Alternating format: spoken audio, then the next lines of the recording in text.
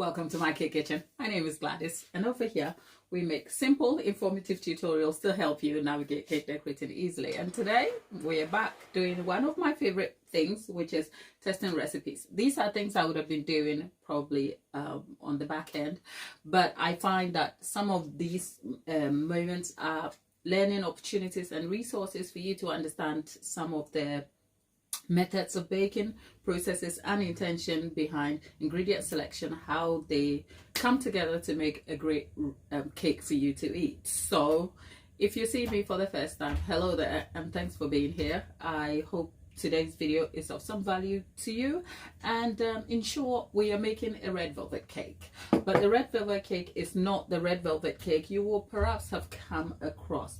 I'm going to be changing a few ingredients around. It's the first phase of developing a new recipe, that is understanding proportions and ratios and making substitutions. So I am simply going to be making this red velvet cake using beet. This is pickled beet as the mode of coloring the red velvet cake. There's a lot we can talk about on that subject. This is not a super healthy, sort of health focused beet cake, or the focus or intention is not about creating a cake that is very health friendly, because sometimes the substitutions people make by using natural ingredients such as beets and other things to color the cake is because there's a health focus on there, and this is not the case.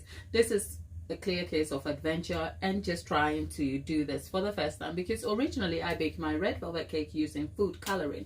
Now, if you didn't know, I'm in the UK and there are UK guidelines for the amount of red you can use per quantity in a recipe. And if you didn't know, that's a tip for you to look at the instruction on your food coloring, especially red food coloring. It contains a particular ingredient that has to be used in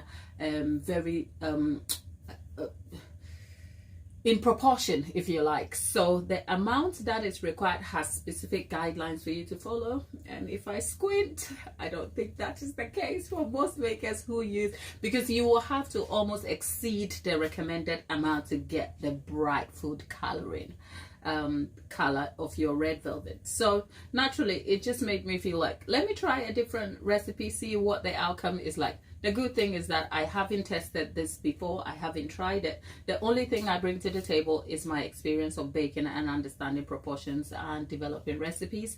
And so if this is great, way, if it falls flat, we learn something new and then we move on. We take those lessons to try something else.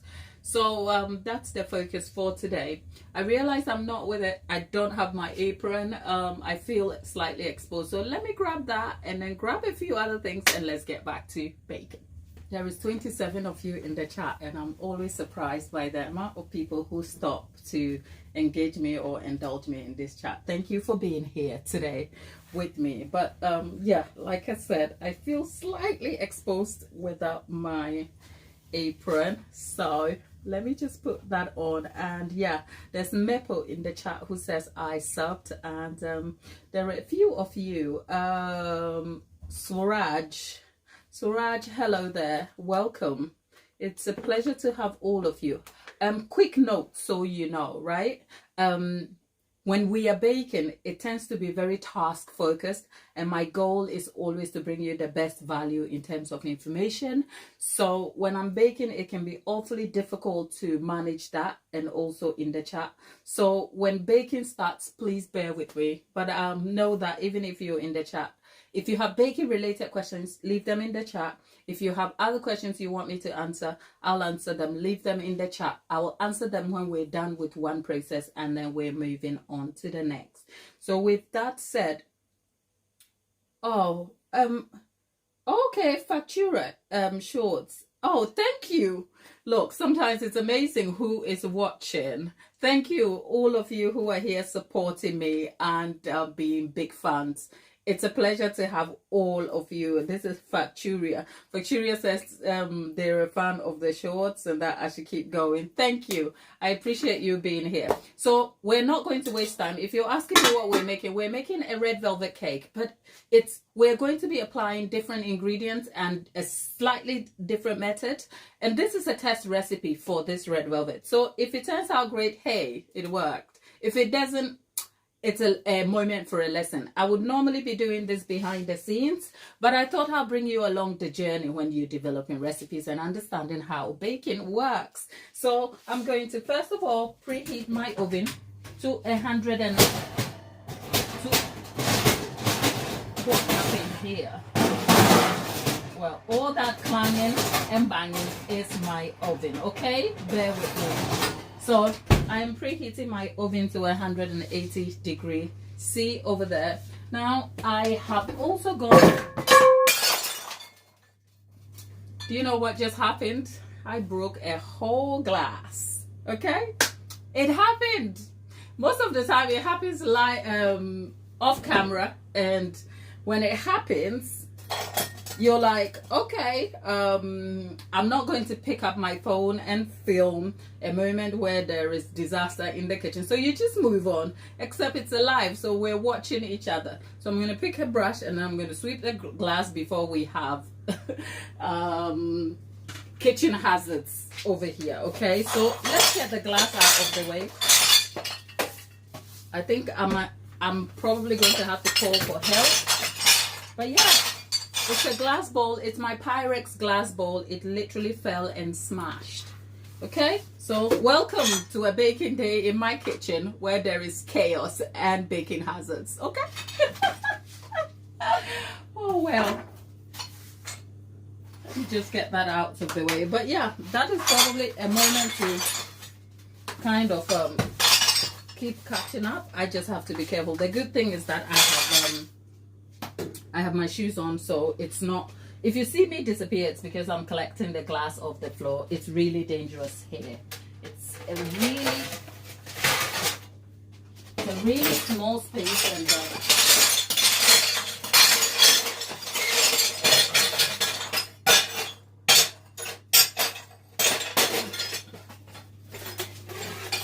and if you wondered what that was, here it is. It's broken glass. Yeah. All for the love of baking. Maybe after the live we'll tackle this properly. So before the glass went shattering to the ground, what we were trying to do was talk about baking pans. I have two 8-inch baking pans here that I have lined with baking parchment, but I'm also going to reinforce that by applying some flour to flour the pans. And what this will do is it will ensure that it doesn't stick. Because last time I did this, you know what I did? I floured this with flour that had sugar in it, and then it gave my cake a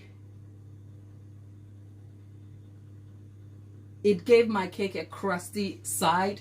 It was great for a lemon cake, but it was a mistake I didn't want to try again. So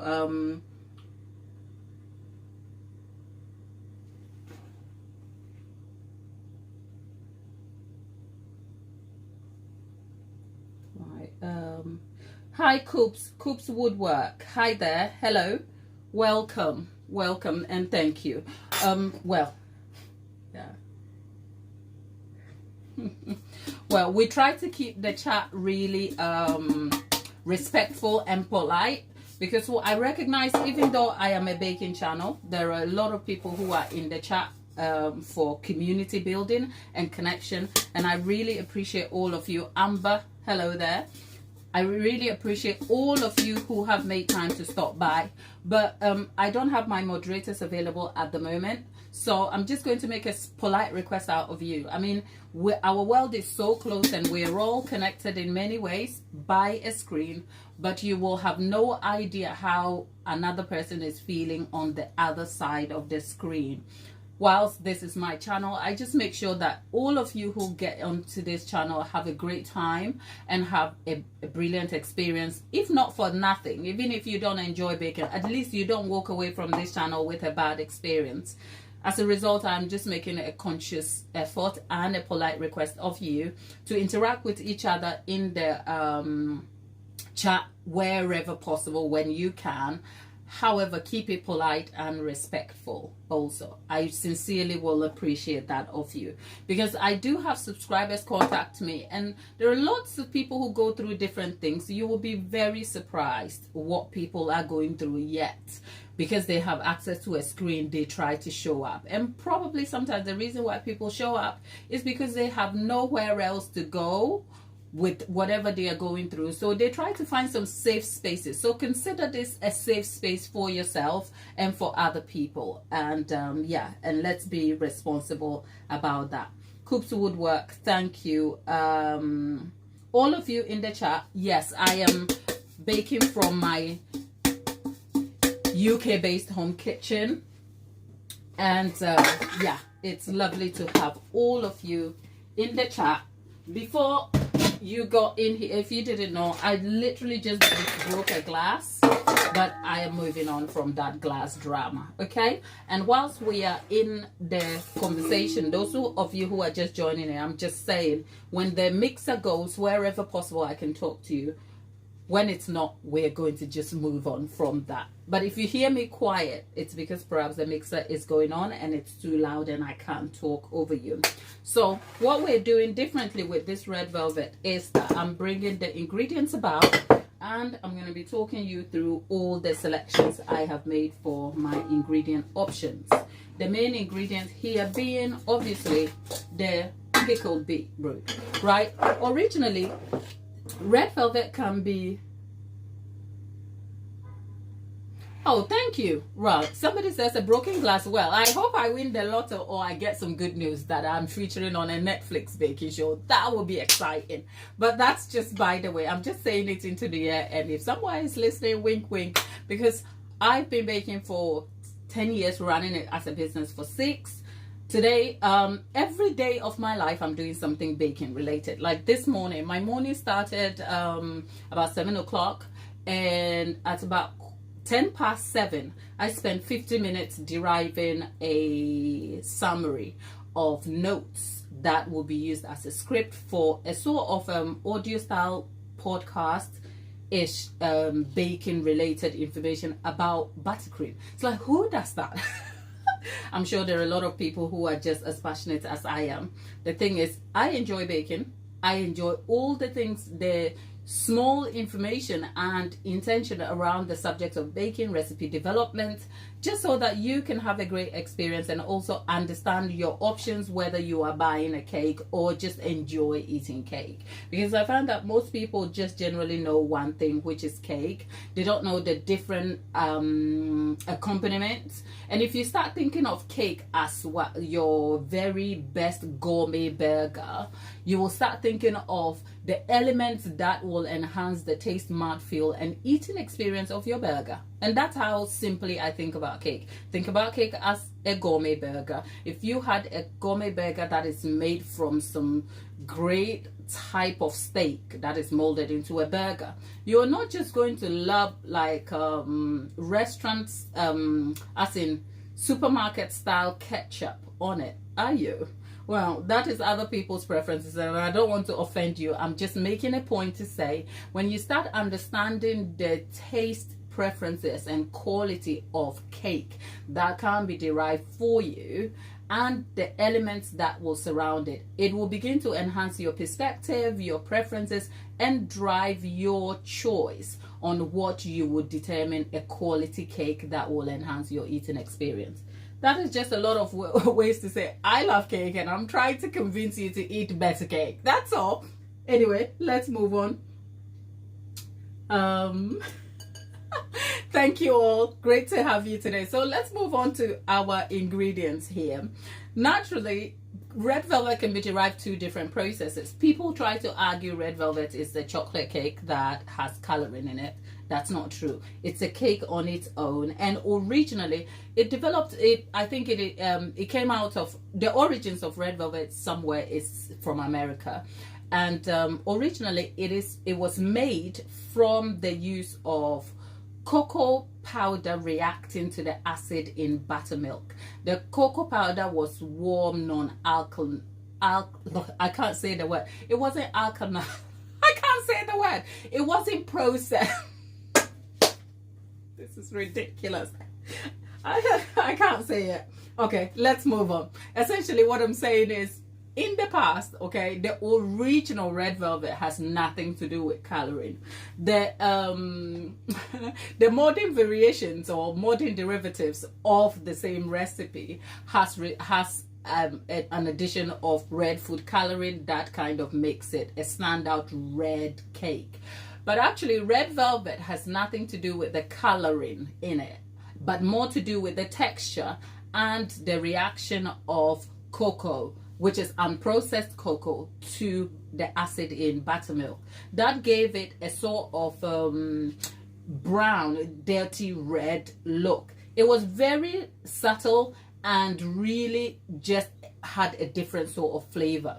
But the texture of red velvet, the way it was derived at the time, meant that you had a very delicate, velvety, soft texture to the sponge, which is where the name velvet comes from. The red is obviously the dirty brown resultant reaction from unprocessed cocoa and and the acid of buttermilk. Okay, but some very smart person just thought in their kitchen, oh, how can I make this look better, and enter red. Okay, and that's how color red came into the chart.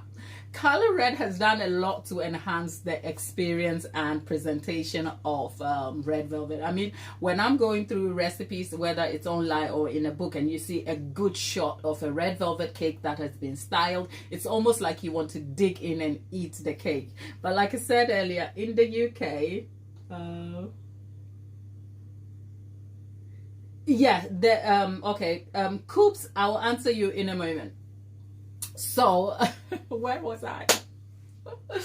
Oh, where was I? Yeah, you want to jump into the book and you want to eat the cake, right? So it's great. But like I was saying earlier, in the UK, there are guidelines and limitations to the amount of food coloring. And if you see a red velvet cake that is derived with food coloring that looks super red with nothing else, they are essentially exceeding the guidelines. But it's not like you're going to poison somebody with red food coloring. But adhering to guidelines is important because it's a legal requirement when you run a home-based business or even a food business, because these guidelines and rules are enforced by authorities, one of which would be your environmental health and safety officer. They are the people who are responsible for making sure that the legalities and guidelines that are supposed to be governing the running of a business are adhered to. So there's a question there, poignant, that says, is modern cocoa, does it not react to buttermilk? It's not so much modern cocoa. It doesn't necessarily mean the cocoa from the olden times or in those days has changed. It's a case of how the cocoa is processed. So when cocoa is processed, it darkens.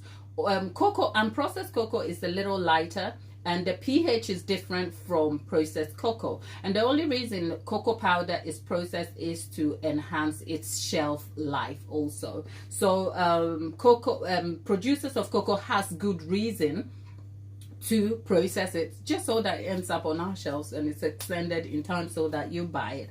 So if you want your cocoa to react to your buttermilk, all you have to do is buy unprocessed cocoa. And a visual cue is that unprocessed cocoa is a little lighter than the processed cocoa, which is, and there are different ways the cocoa is processed. One of the common ways would be your Dutch processed cocoa. So that's essentially, so it's not sort of vintage cocoa and modern cocoa. It's a case of processed cocoa powder and unprocessed. The processed cocoa is processed by means of alkalinization. I can't say it. Can we just move on? But I hope you get the point, okay? So that aside, oh God, that is, I can't say the word. I think the more I try, the worse it gets. So I'm going to leave it and I'm sure I'll come back to it. That said, I have original red velvet cake recipes on the channel that you can check out. So do check those out if you want. And this one is almost like testing. The last red velvet cake I did, I actually just picked a lemon cake recipe and did exact substitutions for the red velvet elements. So for instance, red velvet element, for the lemon, I just replaced the lemon with the same amount, as in fresh lemon juice. I replaced it with the same amount of coffee.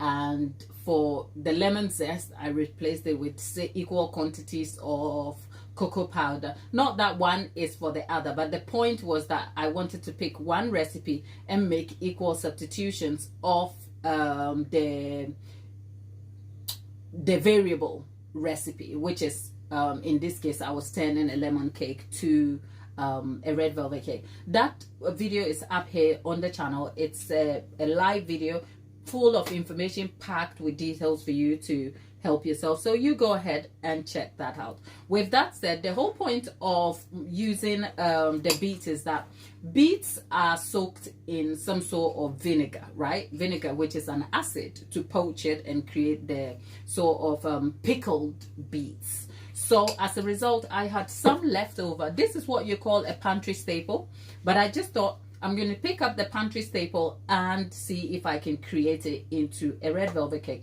One point though, when I was doing my research, I found out that for most of the beet kind of red velvet cake, it doesn't yield you a bright red coloring, and that is because obviously after mixing everything else, the beet is affected, it breaks, and then you yield yourself a sort of dirty brown, dark colored sponge instead of a red color. It goes to show that the whole point of a red velvet cake originally has nothing to do with food coloring. So here's a tip. Unless a recipe developer or a creator has talked you through the exact process of deriving a color naturally to produce their red velvet cake, if they were even purporting to show you a red velvet cake that yields red from natural origins, chances are you won't get a bright red color.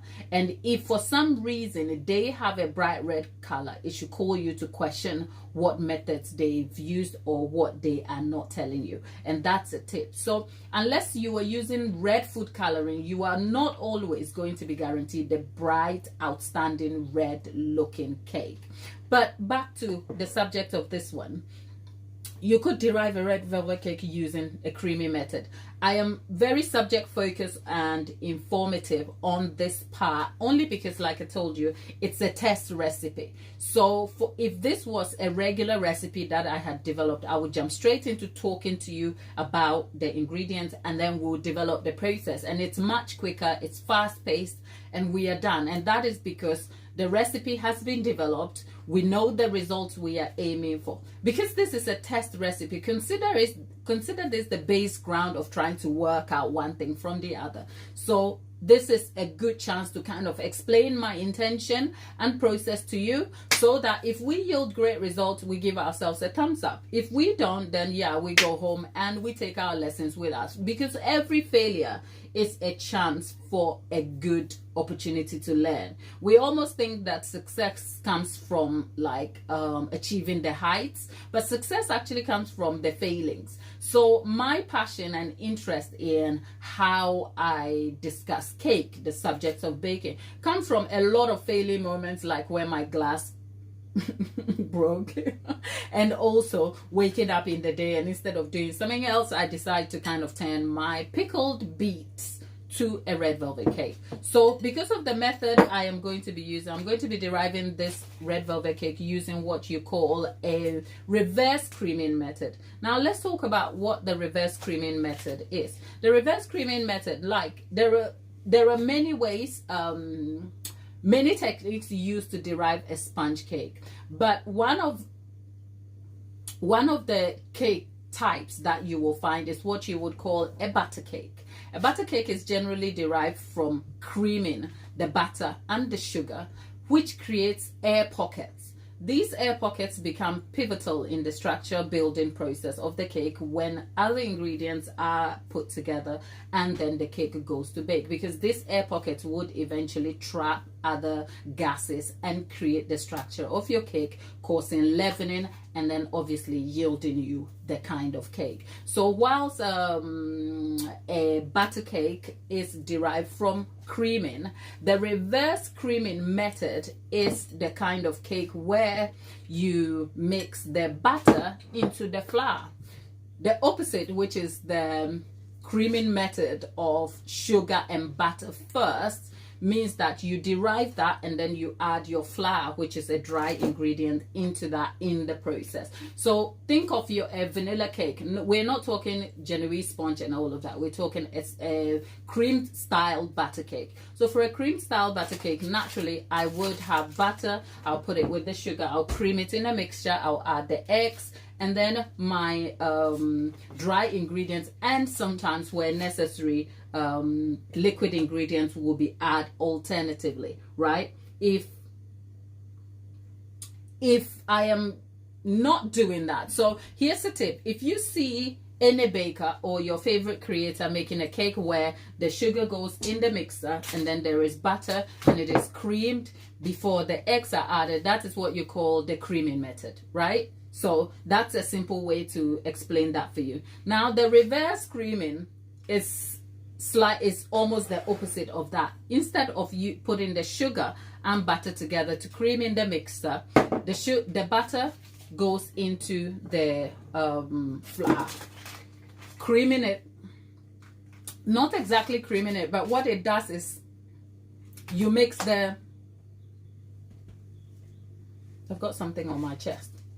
You mix the butter into the flour, or any source of oil. In this case, I'm using oil and butter. I'll come to the oil in a moment. So the butter mixes into the flour, and what that does is that it coats the flour in a way where it slows down the development of gluten, which means that the gluten strands don't stretch out so much because there's fat in them interfering in the process. Ultimately, when you derive your butter, the result is that you have a finer, softer, velvety crumb because of the interference of fat in the gluten developing process. Another tip too is that the formation of air pockets are reduced because you obviously don't create it from creaming. So it gives you a more level and fine crumb without much air pockets in it, which is why one good tip about the reverse creaming, it yields you a more level cake than you would if you did the creaming. So I am choosing the reverse creaming because I want to employ the properties of the reverse creaming method that would enhance the texture, because I couldn't go wrong with that. But instead of using all butter, I am also enhancing the texture with a bit of oil. Oil here tenderizes, adds moisture and add length to the delicate structure or texture of a cake. That's the use of oil, particularly in baking a cake. Oil performs different functions in different baking recipes. I'm talking about oil in baking. So why oil and butter together? In this recipe, I could just go for butter and that will be completely fine, except butter sets at room temperature. So in the baking process, we obviously have the butter broken in non-solid form, but when it comes back to room temperature, when it sets, you have a more solid, dense looking crumb. It's tighter, it's flavorful because butter is superior amongst all the fats you could employ in the baking of a cake.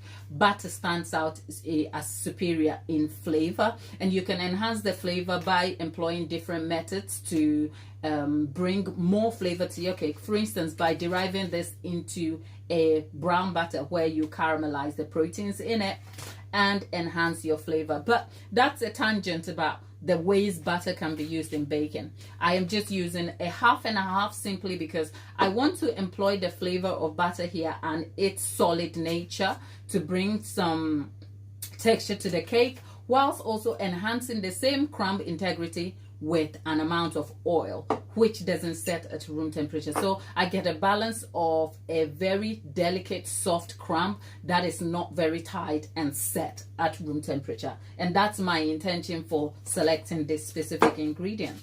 Now we have eggs.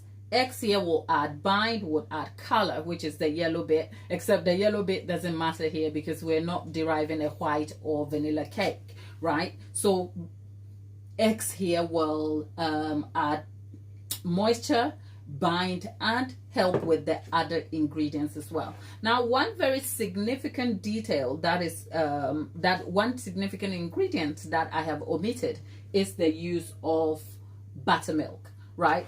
Buttermilk in baking reacts, the acid in buttermilk react with baking powder, which then creates gases to help with the leavening of a cake. But at the core of buttermilk is also tenderizing the production of gluten, helping to give you a more delicate crumb. It brings you like a very tangy mouthfeel to the cake also. But because of the properties of buttermilk, I have decided to substitute that completely with the pickled beet. Now, the intention of pickled beet is not because I deliberately went out of my way to get pickled beet. The intention here is that I had pickled beet I was never going to eat anymore as part of my salad, and decided to use it for this recipe. So as a result, I was trying to find a way to utilize it so it doesn't go to waste. I should also say, whilst I am using pickled beets here, it looks really red on camera, and I hope we can have the same red result. Right, using pickled beet here, right, I could have done a few different things. I could have blended the beets as is and then sifted the beets, the bits, and then just utilize the liquid part of the beet. I just decided to use all together because I also wanted to avoid the risk of the color splitting and turning garish brown. So the more I would use, the better for me. But in this case, the quantity meant that I couldn't justify the use of buttermilk because beets are just so acidic. So having the same acid ingredient and also that would just double the process for me, and I just felt like it was just not necessary. So for this red velvet cake, the entire principle of employing buttermilk is replaced by beet, pickled beets in this process, and I hope that all makes sense. We are also going to be adding some vanilla here, but vanilla we don't measure. So when I feel my mouth dry, that's like a cue to say, you've talked enough. So let's move on to what we came here to do. And whilst you are at it, do consider liking the video, just so that YouTube knows we're here and you love us, you lent us your support today, and you had a great experience, hopefully. I'm gonna get my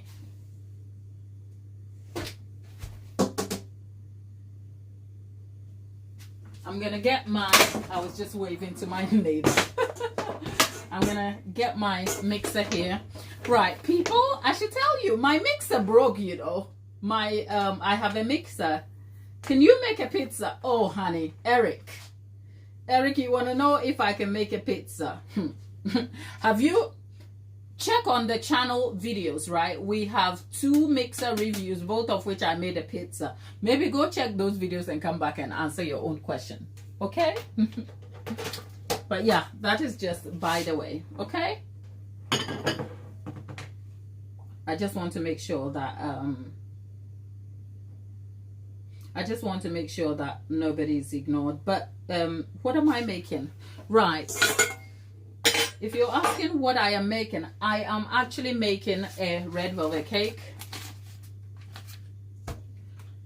The butter is gone in there. Right, last time I tried to do this, I ended up with more problems than I needed. Right, so let's I'm gonna, right, so I will leave ingredient listing and all the details in the description box for you to check. Okay, so don't you worry.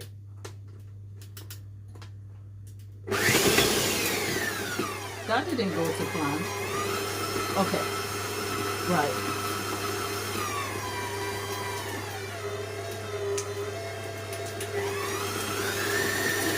People, I'm confused. Right, I should say another thing I did. It's not wrong, but I recognize it has a tendency to create problems for me. Is blooming the cocoa in the self-raising flour I'm using. Oh, by the way, I went on a tangent about all the ingredients, and what I didn't tell you about is the flour here. I'm using cocoa powder, like in self-raising flour. In the UK, you can use self-raising flour. So while some can use all-purpose, I'm using self-raising flour. And if you used the equivalent ingredients, knowing what I know, you will need a teaspoon. You know what? Let me not pass misinformation and alternative facts. I'll leave all the information in the description box for you. Okay? Let's just move on. So over here, I'm gonna put the flour.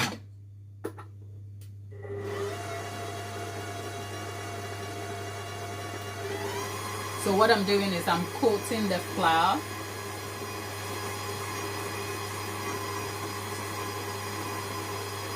with the butter in here. Lakshita, oh hi there. Thank you. You were so nice. Thank you. That's a compliment. I appreciate. Right, so look. Now that's going everywhere. I don't need that drama.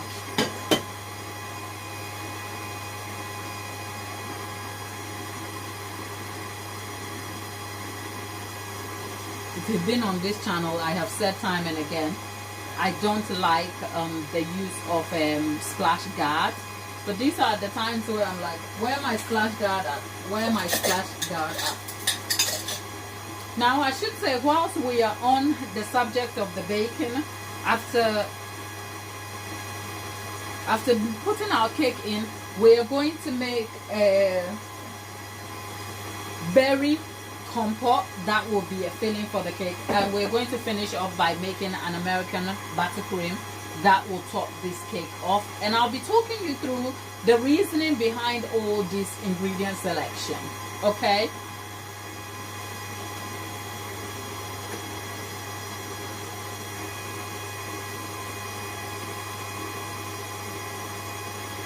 now I'm going to add the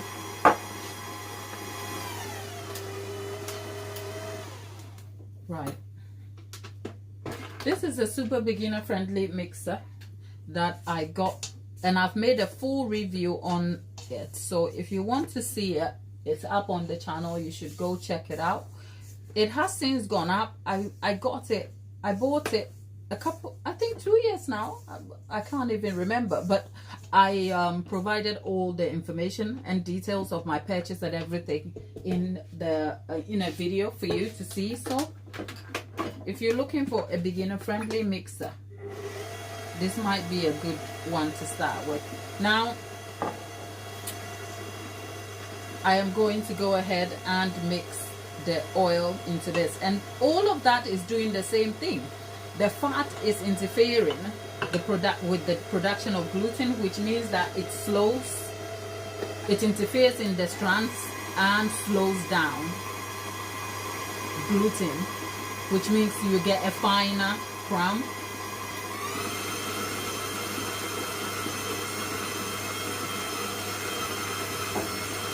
With that done, I'm going to add the sugar in here.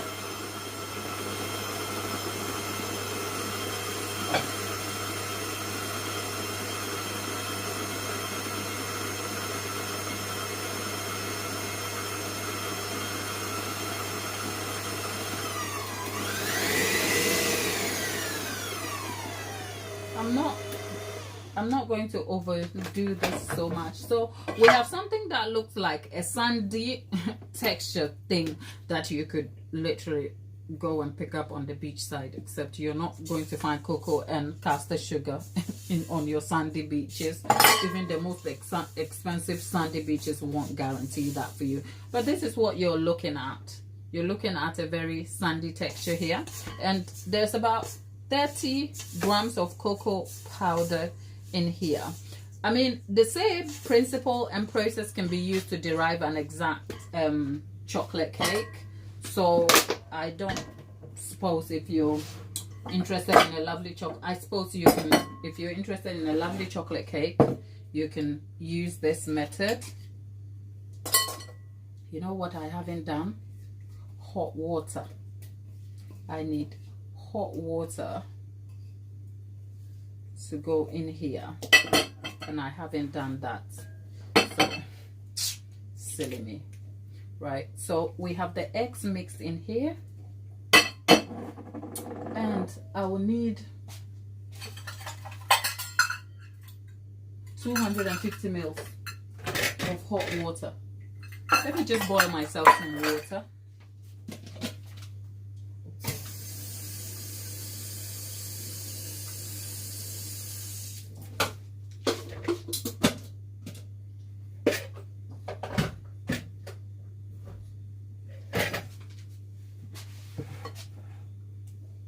I am waiting for the water to boil. In the meantime, I've mixed the eggs.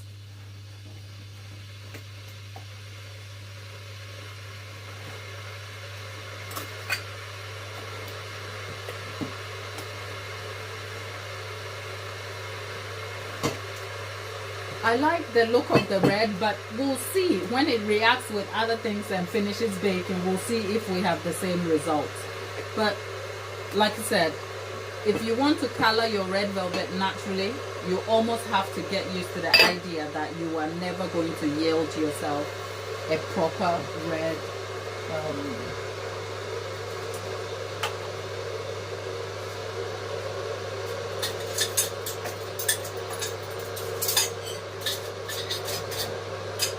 with that in mind, for my 250 ml of water, I need about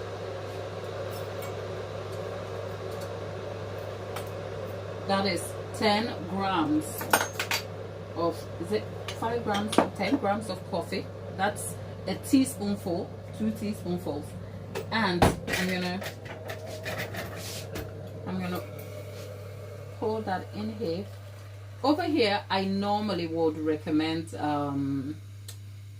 weight measurements, but the liquid, yep, that goes into the flour.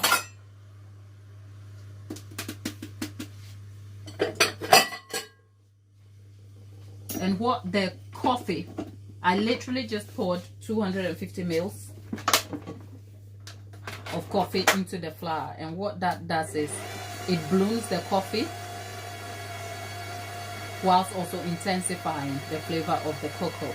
This could easily have been a chocolate cake, so I agree with the people who believe that a red velvet cake is a chocolate cake with color added. I beg to differ on that note, but I see the point, right? We don't want to overmix that too much. So what we have here, just so you can have a look in, what we have here is a sort of cocoa looking thing mixture here. So let's scrape this out a little bit. This is the annoying thing about this kind of mixer, where I feel like you can't see into it. Now we have our beet and egg mixture right into there, and we are going to mix this together slowly.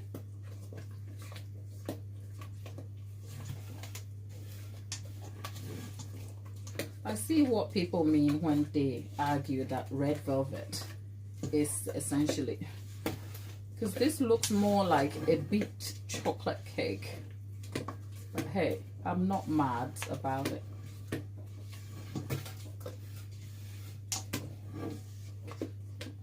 I didn't want to cheat,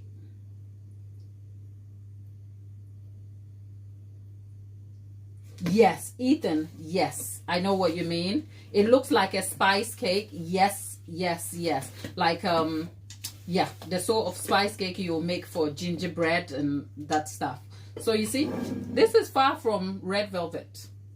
So when I say to you, the original red velvet has nothing to do with color, and that if you see a recipe that develops the red velvet and has a red color, red, super red to it, you want to ask a few questions about it. That said, there are ways you can derive it to be a little redder. For instance, you can derive the red by grating your beets, drying it out, and then milling it. By so doing, you have a more intensified form of red. But my point is, if only you are deriving your color by natural means, without any specific scientific processes to steady your color and enhance its look visually, the difference between a natural way of deriving red velvet cake color and food coloring is always going to be like night and day. Okay, that's essentially what I am saying. That said, I am not trying to ruin your experience at all, so you do you, okay?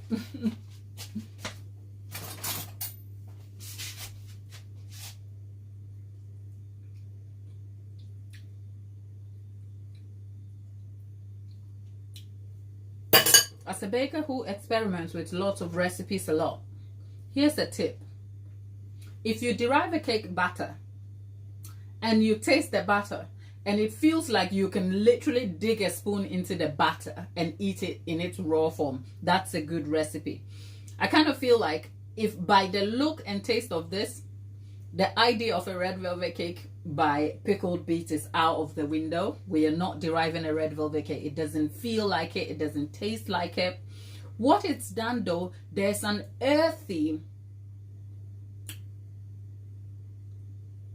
I don't know how to describe it, but anyway, let's finish baking and then we'll see. Okay, let's get this to finish baking. That's more important, isn't it? So let's split this between two pans.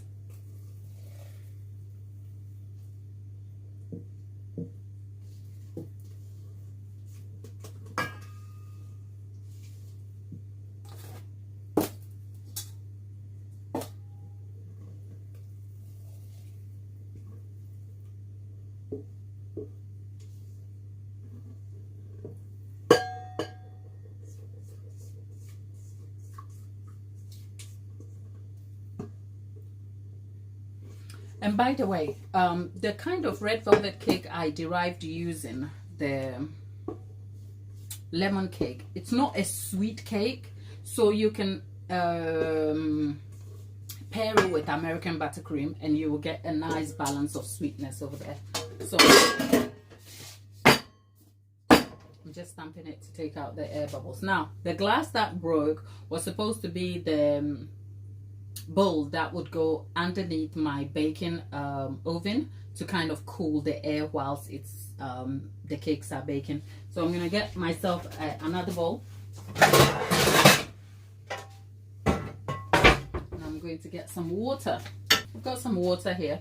So a good tip is, if you want to get a more steady and even bake and also a nice texture to the crust, put some water on the base of the oven, which evaporates vapor, cooling the oven whilst it's baking, and then it gives you a slower and less crusty and dry bake, if that makes sense. So I'm going to put that on the base, and we're going to turn this to 170 degrees C, and yeah.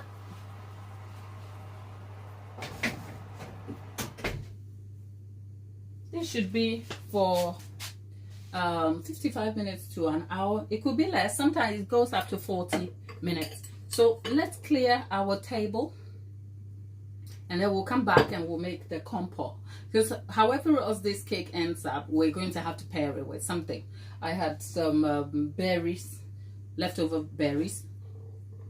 I try to tell myself I want to eat healthy and make myself some berry breakfast. It never happens. Can I just tell you something I didn't do? Do you realize we didn't have vanilla in the batter? I mean, it's not going to kill the batter, is it? Oh God. You know what? This is really recipe testing. Things do go wrong, like a glass breaking, like no vanilla in it, and then the butter turning different in color. All of those are welcome in the process of learning something new and understanding the recipe development. So I'm not mad about it. Okay, so let me solve that problem for you. A good tip: when you find you don't have vanilla in your batter, it really doesn't make such a huge difference. But another way you can introduce the vanilla in the cake is through sugar syrup. So you can derive sugar syrup by boiling some parts of sugar and boiling water and leave it to set. That's when it boils, and you leave it to cool. And then you can add as much vanilla as you want, and then use that then to sprinkle on your cake layers. That will intensify the flavor for you. So it's not a missed opportunity. Norman. Oh, Norman from Scotland. Hi, Norman. Good afternoon. Yeah, I know. I live in Texas, so political are very heavy. I hate it. And it's 8:05 here. Okay. Hi. Oh, well. James, well, the reason why I don't like politics much is because when something is above my pay grade, I think my understanding of politics is just up to the point where we know politicians aren't great. Okay. And I can vote or not vote. That's it. And I'm like, peace out. That's all. Okay. But otherwise, we should all find a way to coexist with each other and tolerate opposing views and engage with each other. I don't like the part where politics is so divisive that even family members cannot get on. I don't understand that. I mean, what we believe in, that is so almost outside of us, shouldn't tear down what is within us. But that is my value. Norman, yeah, it's yeah, Norman. I'm in the UK too, you know. Norman, I'm stood in my UK-based home kitchen. So yeah, the time is. Which part of Scotland are you? It's not like I know, but I'm just curious. You know, our beloved Queen died in Scotland. Okay, and I love you Scottish people and your haggis and your kilts and Makoto. Oh, okay, Makoto from Japan. Hi. Wow, what's the weather like in Japan, and what's the time? It's just a curious question I try to ask because I know there are so many of you from different parts of the world in the chat. So before we move on to the next thing, which is to make ourselves the compote, I just want to engage with you a little bit. And by the way, that's my top I'm pulling down because in the past somebody has said, what are you doing? Well, it's just my top because sometimes when you stood in the kitchen, you get really hot and warm and bothered. Okay. Right. Wow, there's been quite a lot of chatter in there that I haven't been able to respond to. And whilst we're at it, can I make a polite request out of you that if you haven't subscribed to the channel, what are you doing? Don't you like to see me?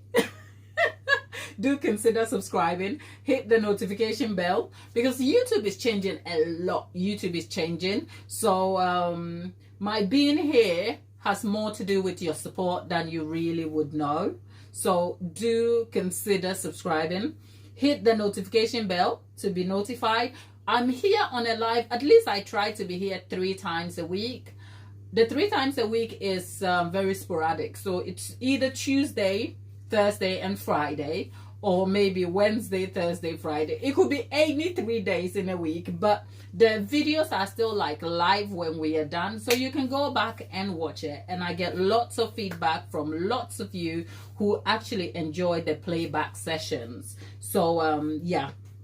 And then there are obviously new people in here. So, oh, thank you. There's quite a lot of you who were trying to chat with me earlier.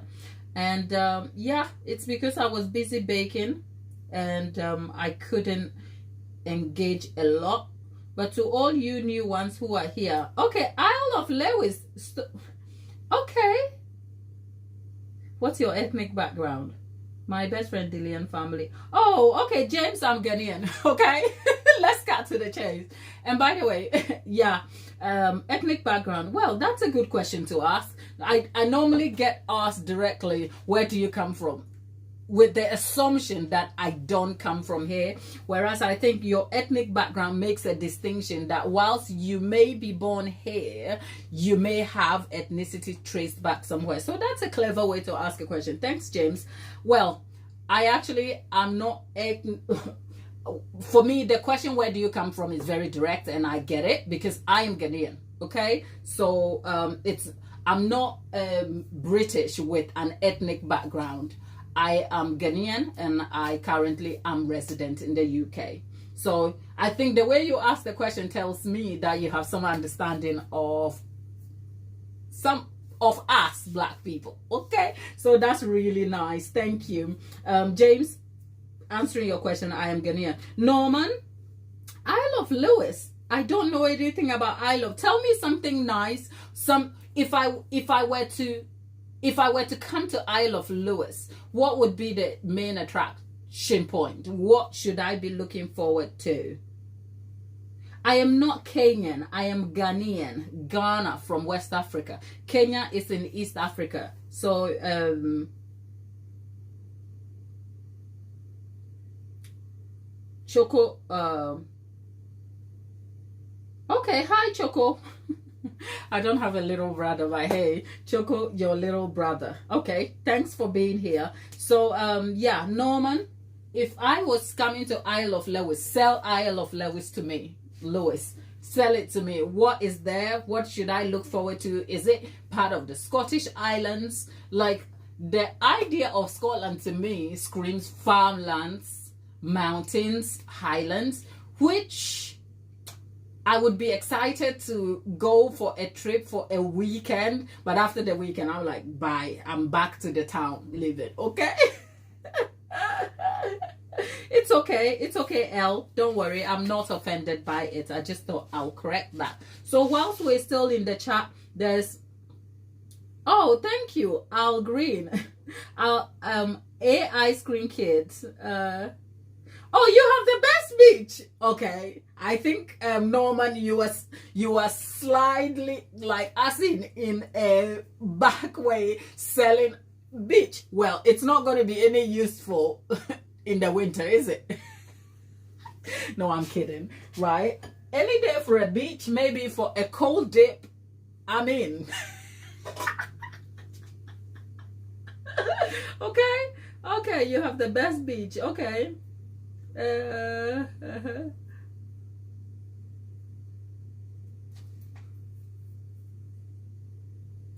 I know, James, thank you for being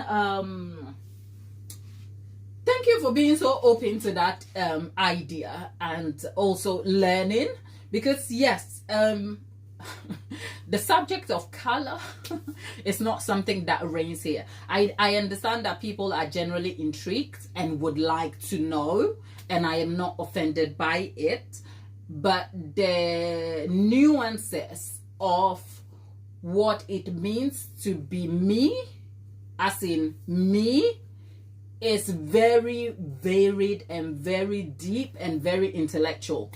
I'm a baker, and that's where I stop. Okay. Okay, AI, thank you for answering. AI Screen Kid, what am I cooking today? AI Screen Kid, you are welcome. Maria, oh, Maria Ogunkoya. Maria, hi, great to have you, Maria. And Norman, what I'm cooking. Norman, where have you been? Well, the intention was I was testing a new red velvet cake recipe using Beet, but the cake is baking. I should warn you, if you stick around longer, the cake is not going to look like the red popping red velvet cake, you know, but it's still what you would call a red velvet cake. So that's what I am cooking in my oven, baking more like. And then we're going to make a berry compote that will fill into the cake later, and then we're going to try and make American buttercream. So Norman, those are the things we are going to be making. Yeah, Maria. Oh, Maria Ogunkoya. Oh, thank you. Maria, I'm black. Maria, I'm Ghanaian. And you Nigerians over there, whether you were born Nigerian or ethnically Nigerian, we are neighbors, so we make an effort to know each other's names. Okay, so I appreciate you being here. Yeah, Laura. Oh, Laura, darling, how are you? Good to, is it Laura that we know over here? Oh, this is a new Laura. We have quite a few Lauras, but there is a Laura who engages with us a lot in terms of he said you want to do a DNA test. You know what? I know. Norman, James, I completely understand. Unfortunately, I couldn't tell you. Maybe Meghan Markle might. She's 43% Nigerian.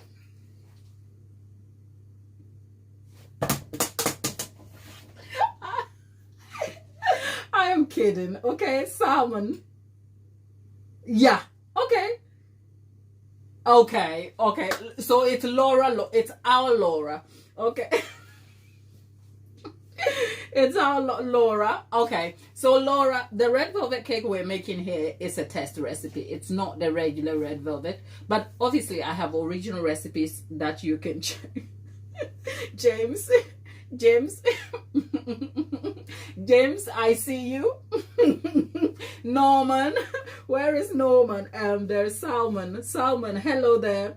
And AI Green Kid, hey, can you have a cake? AI Green Kid, where are you? It depends on where you are. If you're not my neighbor or a distance away from me, I don't know how you can get a cake from me. Unless perhaps you can just close your eyes and visualize it on screen and eat it. Okay? That's how it works. Marta, Scaterella. Oh, ciao, Marta. I take it you're either Italian or Spanish, one of those. But Marta, hello. And what's my favorite thing to bake? You know what? I am a bit disloyal because I use. What is my favorite thing to bake? Now that's got me scratching my head because you know what? I don't eat a lot of cake. Even though I am extremely passionate about cake, I don't eat a lot of cake. So I'm not very particular about cake, a particular type of cake.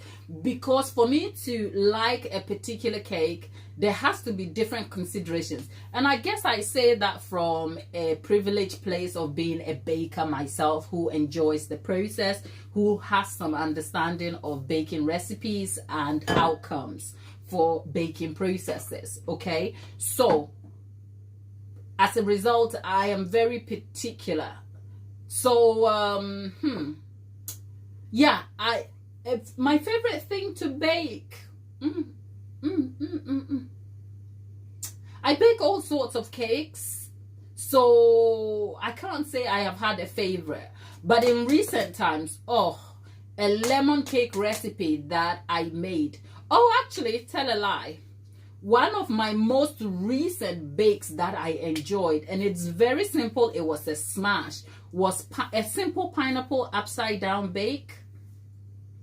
And it was made employing the butter cake method and also adding egg white. So you had a very light textured sponge with the caramelization of the pineapple dripping. It's actually on the channel. I created it as a live because it was nominated by one of our favorite friends here, Amanda, who is the original moderator. And gosh, that was a good cake to bake. It was very simple. It was easy to put together. It was great to eat.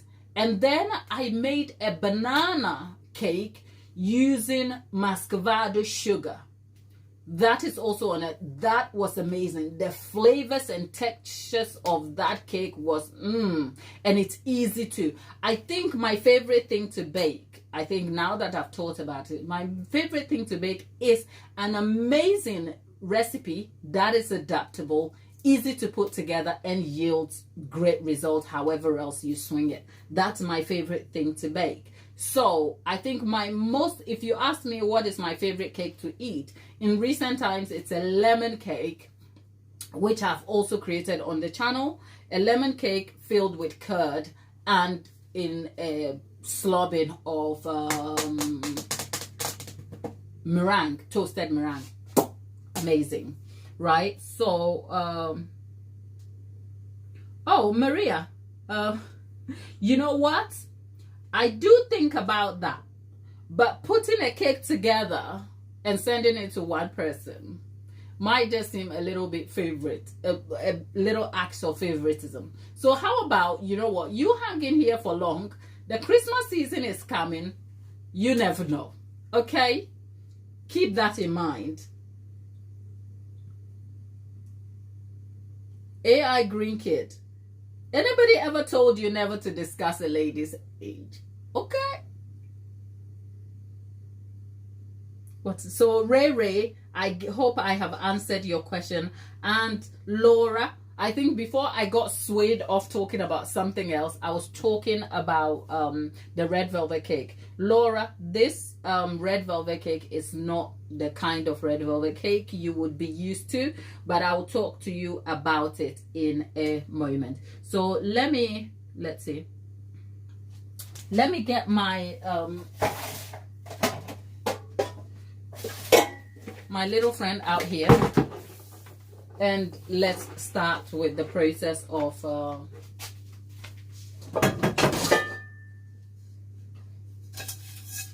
right now for the compote. I would normally go for my deep pan, but I want you to see into the bowl, so I am going for that. And the whole point of the compote is it's like raspberry sauce, if you like, and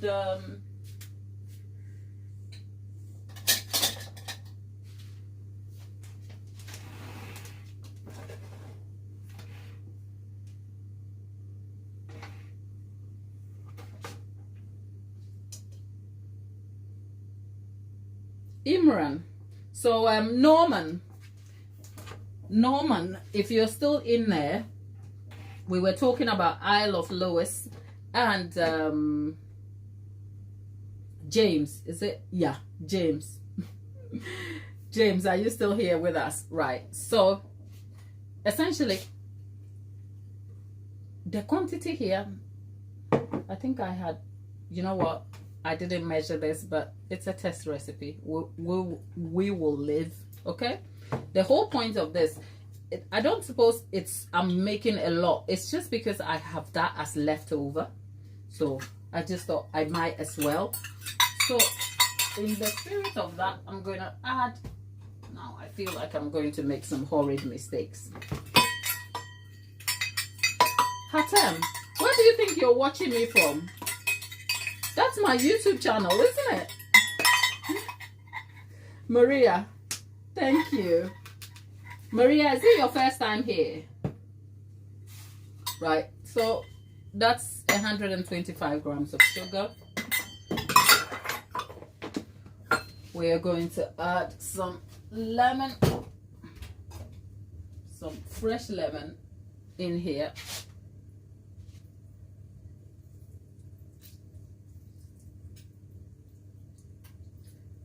Some fresh lemon.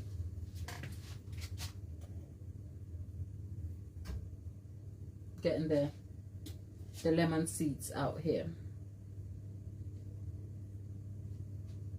Oh, Maria, we have a lot of fun here. Hopefully you enjoy yourself too, my dear. Okay?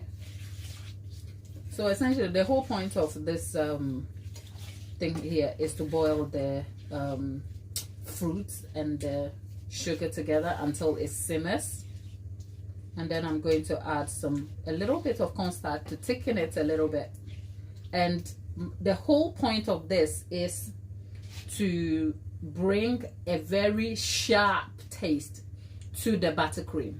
If you've been on this channel, I have spoken a lot about understanding how recipes mix and match with each other, talking about cake and buttercream, how you can pair them for a great taste.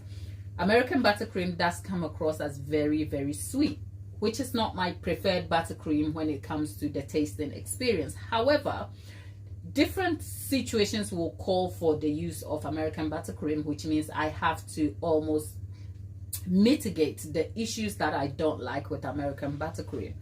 My preferred buttercream of choice is Swiss or French buttercream.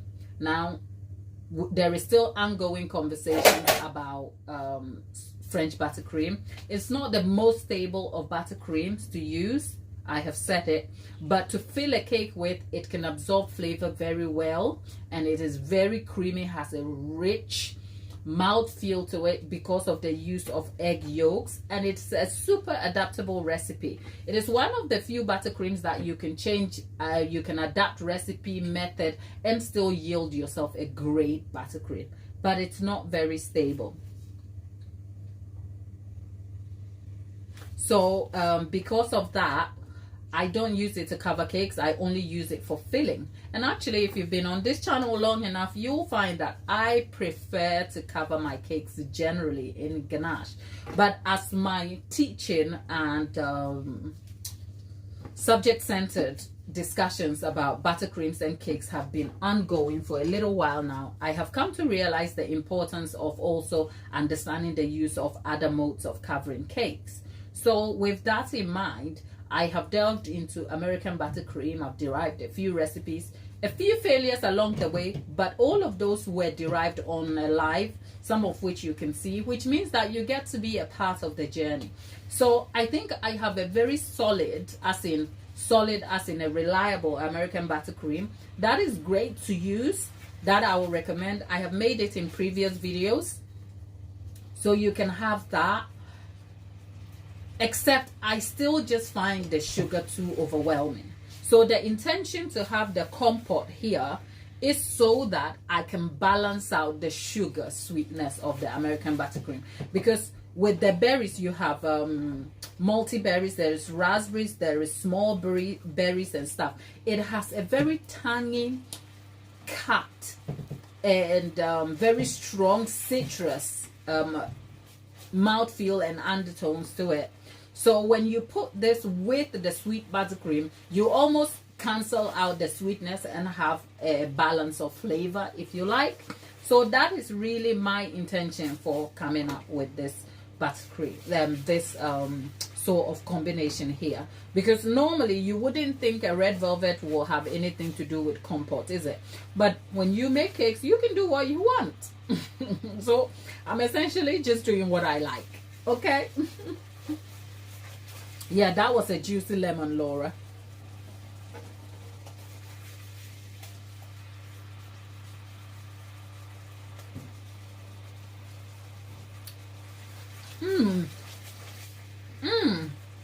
The balance of flavor here is so good. Ava, hello. Whilst we are doing that, we are waiting patiently for our cake to finish baking. We are about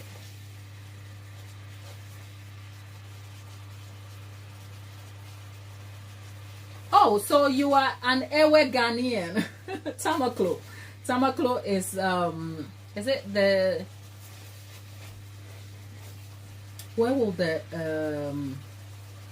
southwestern parts of Ghana? Okay, so you have Ghanaian. So which part of your ancestry is Ghanaian? Is it that side, or which part of your lineage? Oh, Ray, thank you. You know what, Ray? I'm glad you're having a great experience, right?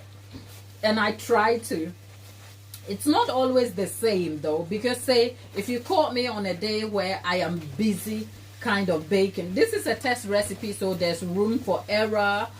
I'm not super focused on one thing or another, so that is super exciting.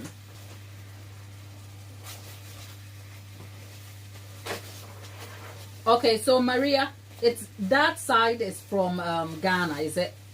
Okay.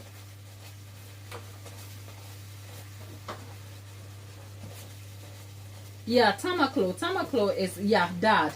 Your dad, yeah. All right. Okay, welcome. I think Tamaklo is a very one thing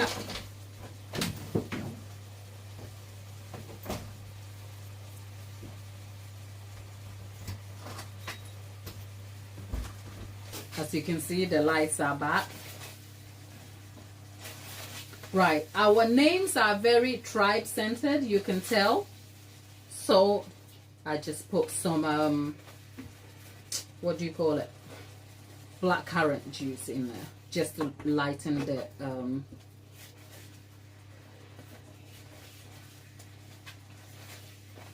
yeah, so we are getting there. Our names are very tribe centered, so we can tell a person's tribe by their name. So Tamaklo is definitely an Ewe name, and if I don't speak Ewe at all, I know nothing about Ewe, but I know if Ewes wanted to say you're welcome. Oh, Ray Ray, is it? Well, my kitchen, well, it smells of bacon, isn't it? That's the whole point.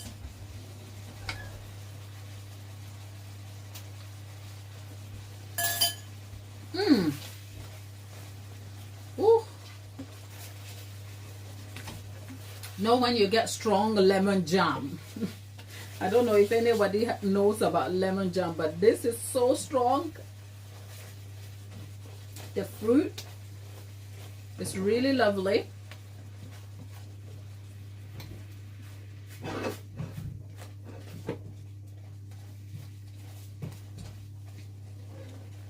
Right, so we can thicken it a bit more by adding just a little bit of corn flour.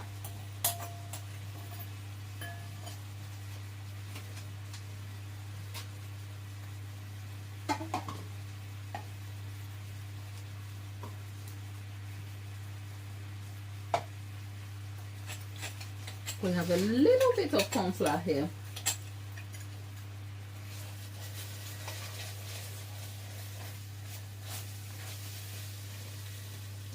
Okay, now we've got it.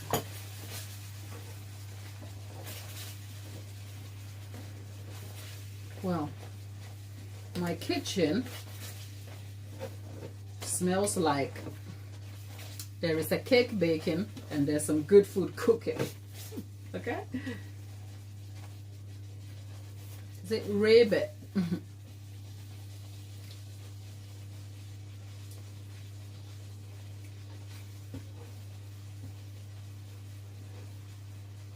Okay, Raina. Okay, it spells differently on here. Perhaps it's because your spelling is different from mine. But Raina, Jose, hi. Okay, there you go. We are done with this. Gonna turn this down.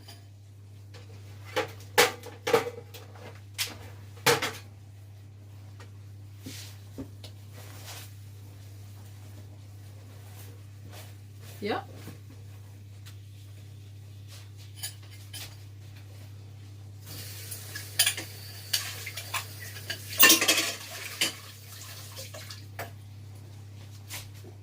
Right.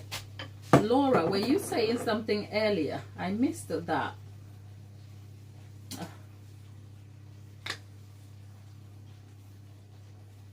Yeah, Laura, you should go to our... Oh, Laura, I take it you're in the UK then. Right. Yeah. Much of, if you're starting your baking journey, you can pick up your ingredients from Lidl. They have some really good stuff there. Right. So we are. Oh, that looks yum. Whew. Like, whose idea was this for me to make? I woke up and I thought, I wanted something good to eat. Can't blame me. There you go. And then our little friend goes back in there. And yeah, our sauce is done. Mixed berry sauce. So we'll leave the berry sauce to set.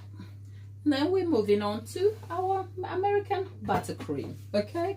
But before we do that, let me just tidy up my work surface, because boy, isn't it a mess out here?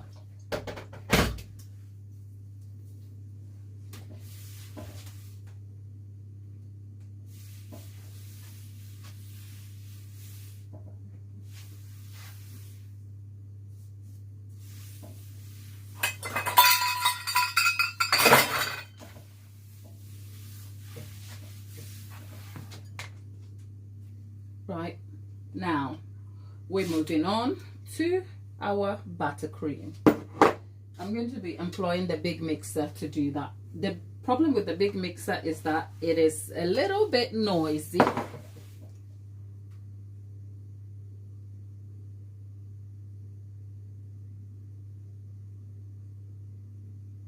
Okay, right. Maria just started baking. Okay, so we'll leave.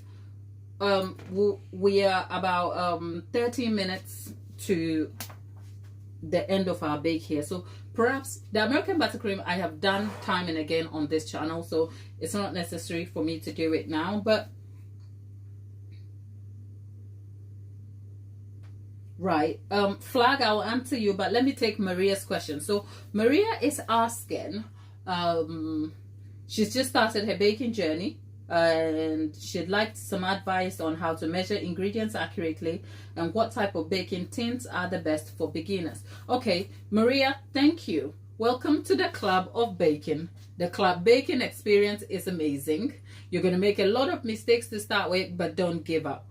The good thing about being on this channel, myself and other creators, are that we're passionate about supporting people like you to start your journey and avoid certain mistakes. I think my decision to actually bring the baking experience as a live is also to invite you into my kitchen, where if you were taking a class with me, you'll be invited into my workspace so that you can see me in a professional way teaching you something. I've decided to bring the raw and relatable versions of baking here so that you are a part of the process. So that's a good start that you are here. And not just for me or myself, there are a ton of creators on the channel that bring you valuable, helpful information. I'll give you Claire Safi's. She is the dessert person. She's a trained pastry chef. Her teaching and style of presentation on YouTube is amazing. She brings the teaching aspect of baking. So it's like you're having an intense class with her, but it's on YouTube. So make some notes. She's Claire Safi's, the dessert person. There's also Erin Jean McDowell. They're both American creators. They are all pastry chefs. They are creators I aspire to be. They're amazing because they come with a ton of experience, yet they are so giving and so warm in the way they share their knowledge and experience. So those are like resources or places you can also go just so that you can get some different informations on the platform to support your beginner baking experience. That said, here is an answer, the simple answer to your question. How do you measure ingredients accurately? Invest in a scale. I'll tell you why. A scale measures items or substances by weight, which is more accurate than the cups and spoon method. The cups and spoon method, I have the cups here just so that I can be able to almost like appease my American audience, if you like. But invest in a scale. You don't need an expensive scale. Have you seen my scale here? Let's get real. Here's my scale. It's a 10-pound Salter, as in the brand is Salter. It's a 10-pound scale I picked from my local Tesco's. If you see all the cakes I've made, we're talking professional style cakes that I have made on a website and all of that. This is the scale I've used, okay? It's 10 pounds. That said, I'd be lying if I say this is my only scale. In fact, I love scales. Not that I love them. I like to have backup plans and backup plans for the backup plans. Because a scale is such an integral part of baking, the battery can go off, something can happen. So I have a couple that I rely on, but they are not expensive. Last time I checked, I was in Tesco and I actually saw one that has a bowl. And I think it was it 16 pounds or 18 pounds? And just before I bought it, something went like, lad, you don't need that. Just move on. And then I moved on. And just to make things a little bit real, this is how old it is. It fell and the cover came off. You would think I would replace it. I'm like, no, I've just stuck it on with a sellotape. So just letting you know, you don't need something expensive. And half of the time when I'm measuring ingredients, it's kind of the batteries are falling out and I'm putting it together. So invest in a scale. A scale will serve you better than a cup, but have the cups for backup. Because when you are learning and you're picking different recipes, some recipes may call for the measurement of cups and spoons. So unless perhaps in your research as a beginner, you're only going to ever stick with weights, as in measurement by weights, for which a scale is a lot more accurate for you, maybe also have the cups and the spoons. In fact, if you would go for anything, go for the scale and go for spoons instead of cups, because the spoons will come for measurements like a tablespoonful of, say, baking powder, baking soda. Because even when you're measuring things by weight, there are certain elements that will require measurement by spoons. So invest in a good set of spoons and a good weighing scale. Those are your two things. So if you invest in a scale, measuring things should come easy. But if you do decide to go for cups for whatever reason, follow the recommended guidelines or processes for measuring things accurately. For instance, if you were measuring flour, make sure the flour is sifted and airy. And when you are scooping the flour, do not scoop and pack. Scoop it airingly, as in pick the flour with something and scoop it. I don't have the flour to hand. My point is, don't make the mistake of scooping and then packing and then adding more, because what you're doing is you're adding more mass to the cup. Whereas if you make sure that your ingredient element that you're measuring is light and it's what's the word I'm looking for? I guess you understand what I mean. So if I were to measure flour using a cup, I'm not going to dig in and cover. What I'm going to do is I'm going to get myself a sort of every day in a baker's life. Okay, today is clumsy day, so let's welcome clumsy. I'm going to find myself a spoon that I will pick the flour with and then kind of spread it easily until it is full, and then I will clean it easily off. I hope that makes sense for if you are using cups. But invest in a scale and go for spoons.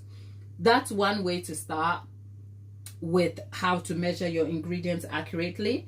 Another thing is baking tins, PME baking tins. There are different brands. There are professional standard baking pans that you can use. In the UK, we have silver.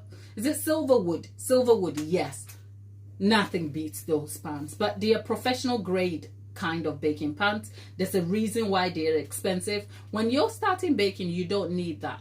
What you don't also want to do is pick your supermarket carbonized kind of pans that do not conduct heat very well and will burn your cakes. So a good bridge, as in a good place to start, is PME tins. In fact, my tins here are PME. Okay, you can pick up PME tins on Amazon. I think, just to help you out, on my channel, if you go down to any of my most recent videos, and I'm talking the last live here, in the last 3 lives or so, I have an Amazon shop front.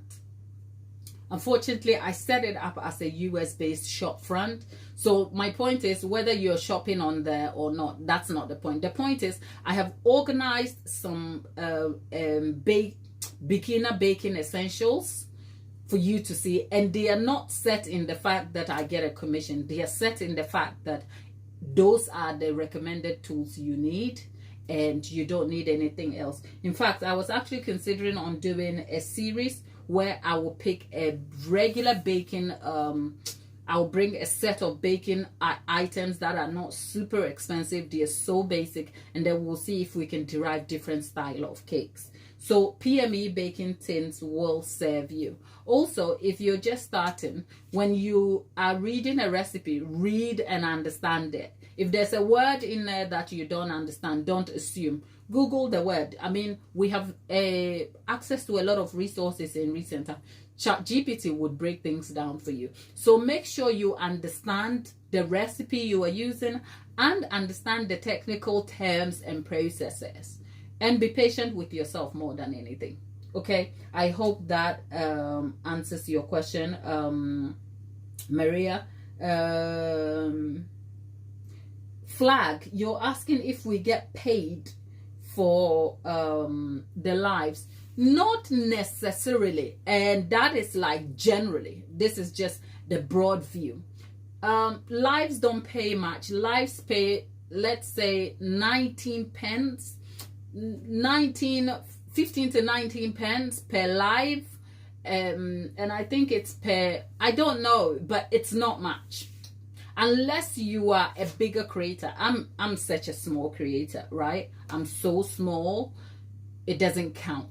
Lives don't do anything. However, if I monetize my lives and I had super chats and that, then that would be different. But anyone who's been on the channel before knows that I haven't received super chats. There's nothing like that over here. And yeah, so Flag, I hope that answers your question.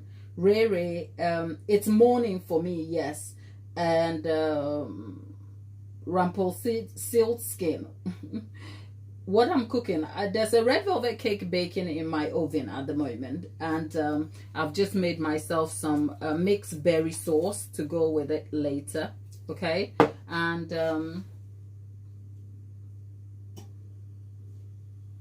I'm just looking at a few of the questions. Okay, Ray, you were asking, oh, Faith. Okay, so I've just answered your question, Rumpelstiltskin. Okay, Faith, thank you. And Ray, what makes a good pan a good pan? In simple terms, for baking, a good pan is one that can conduct heat better to assist your baking outcomes. If you have, and the material used for the baking pan counts also. I mean, we are in a day and age where materials and how they conduct it and how the particles and residue affect our health becomes very important. But those are in a larger conversation. The simplistic term for a baker is a pan that conducts heat better and aids the outcome of my bake. So if I don't want a darkly crusty burnt cake, especially if my cake is going to be baking longer, you want a baking pan that has material made that can conduct heat very well. So depending on how that is made, some brands are better in quality than other brands. And Ray, that should be a simple way of answering your question. Imran is asking about the details of my buttercream. I'll come to that in a moment, Imran. Oh, Dallas. Oh, okay. Dallas, I will come to that in a moment. That's the cake is baking, so I can't show you yet. But when it finishes, you will see. Flag. What an amazing see. Flag, thank you. You're so welcome. It's a pleasure. If you haven't noticed, have I told you I love cake, right? And the subject of teaching comes naturally to me because I love information and I like to know different sorts of things. So this is a happy place for me when I come. So I am so grateful for you being here, indulging me, encouraging me, and supporting the channel. One way you can support the channel is just join the subscribe, okay? And when you subscribe, don't subscribe and just go off to the deep end and hide over there. When you subscribe, make an effort to enjoy the content, okay? Whether it's in live format or it's in shorts form or it's in regular edited videos. Watching it helps the channel grow. It also gives YouTube the impression of your experience, which means YouTube will be inclined to tell more people about little me over here, okay? So I crave your indulgence on that. Dallas, okay. Corey, no, black cake, tell me more about that. What is the subject of that?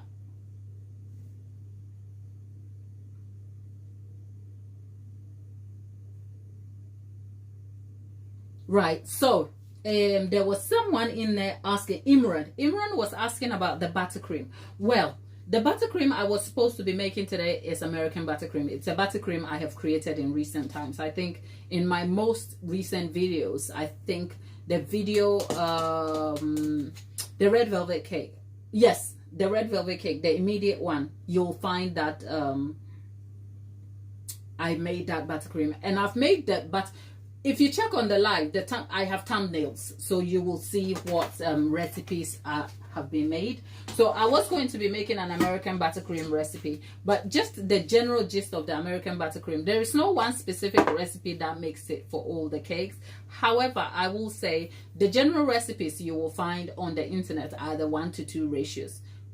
Think about ratios as 2 friends, right? So, or 2 things you need. So the 1:2 is if you have 1 person, you need 2 of the other persons to add to it, right? So the base of the buttercream is butter. So if you have 250 grams of butter, you have 500 grams. So scrap the 250. My point is, any 1 part of butter, you will need 2 parts of sugar. And that is the general recipes you will find on the internet, which is why American buttercream is very sweet and has an overwhelming mouthfeel to it. However, if you don't want the overwhelming mouthfeel, the problem with American buttercream is that compared to the different types of buttercreams that you can derive, which are less sweet in themselves, American buttercream, because of its nature, ingredient composition, and characteristics, it is naturally sweet. You're not going to get it not too sweet. You can reduce the level of sweetness to a very reasonable level, but it is still sweet. So depending on each individual's preference, because remember, sweetness is also on a spectrum where one person's taste preferences is subjective and not the same as another person. So I find American buttercream, however the ingredient composition and ratio balance, is still super sweet for me. Other people can still dig into American buttercream, no questions asked. So I say all that to say American buttercream is just innately a sweet buttercream. So if you do not care for any sort of sweet buttercream, then consider other options. That said though, American buttercream can be made by reducing the ratio of butter and sugar as well. So instead of going for the 1:2 ratio, you can go for 1:1. But once you go for 1:1, you have to think about your goals and purpose for the buttercream. For instance, the 1-to-1 ratio won't hold very strongly and pipe clean details for piping elements. That's decorative elements. It's just what it is. So you have to find a way. So in recent times, I think the last one I derived for piping, I derived it by I think 375 grams butter combined with 500 grams of sugar, which means the sugar was 125 grams more than the butter, which gave me a nice balance in terms of taste and mouthfeel. So Imran, you want to check back at the other videos for more information on that. I'm getting more questions about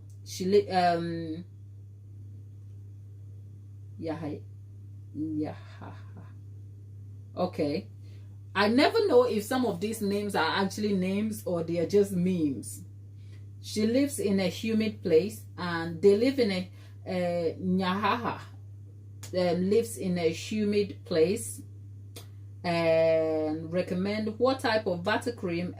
Oh, that question. Won't we all?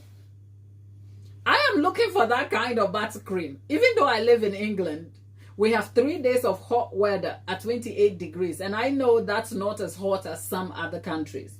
So I'm looking for that kind of buttercream. Right.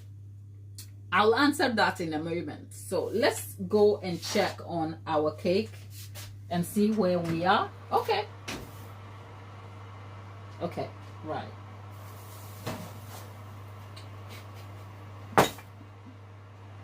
Did we say we were making a red velvet cake?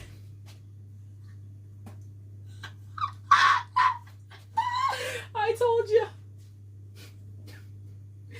Oh, God.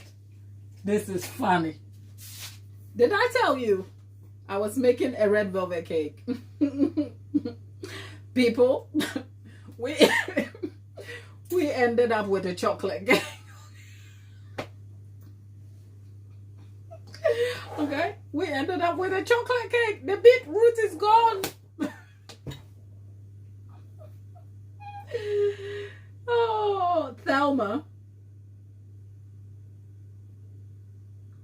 Oh God, this is funny. Okay, right. Let's get our cake out. I can't stop laughing.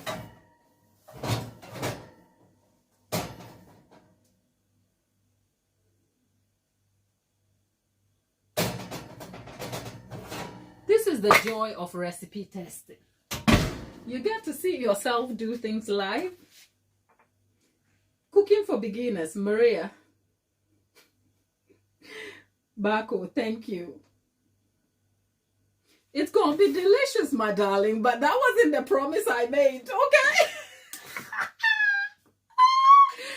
Oh, you know the person I'm thinking of.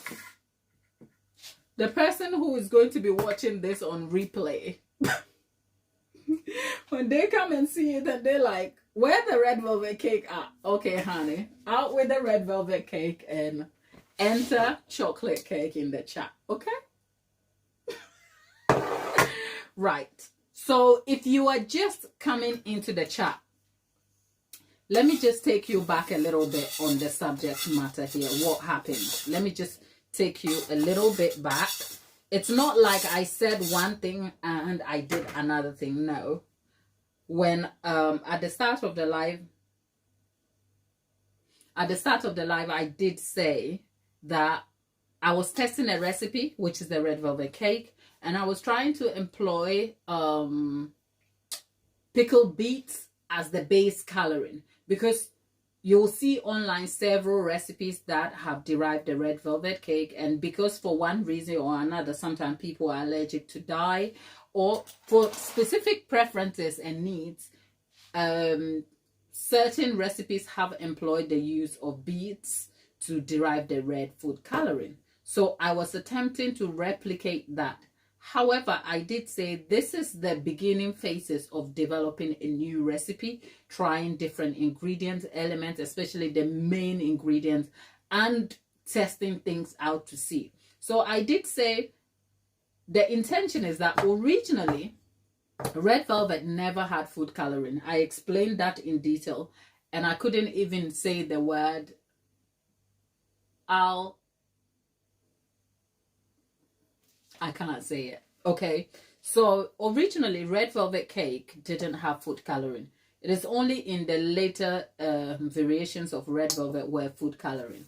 The original red velvet wasn't even red. It was a dark brown, sort of dirty red looking cake, because the dark brown look that would later be called red, because there's red food coloring, was derived from the reaction of the acid in buttermilk with unprocessed cocoa powder. Okay, so the original versions of red velvet is closer in color to a chocolate cake, but lighter, if you like. So when I was doing this, I thought to myself, I'm going to try and see if I can use pickled beets to replace some of the ingredient and also bring color. However, we also know that pickled beets, when it's being used to derive the color, it splits, and then you don't have a red cake. So I did say, if you, and this is for those of you who are joining in, for those of you who have been here forever, you will know I'm just repeating some facts here.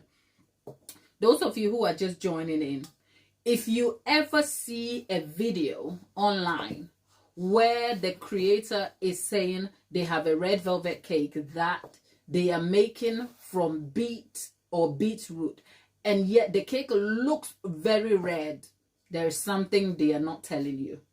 Okay, so because I knew I was going to be using beets, and beets doesn't derive me a red color, I was open to the idea that I might end up with something else. I just didn't realize that I was going to end up with a complete chocolate cake. Okay, but whatever we're doing here, chocolate cake is still lit, so we're good. Okay, we're good. So that aside, let's okay, there's a question in the chat: how is red velvet different from any other cake? Well, red velvet, the only reason red velvet is different, well, it's still a lovely earthy smelly cake though. It smells so earthy. I like it. Right, the only reason a red velvet is different here to any other cake is because originally the red velvet was derived from the reaction of the cocoa to the buttermilk, and because of how it was also derived, the name velvet was derived because of the velvety soft textured crumb of the cake, and the red had nothing to do with food coloring. Okay, so the name was because there was like a brown looking cake that the olden people called red. It was not a red color at all. It looked closer to red because of the reaction of the cocoa to the buttermilk. But in later years, somebody added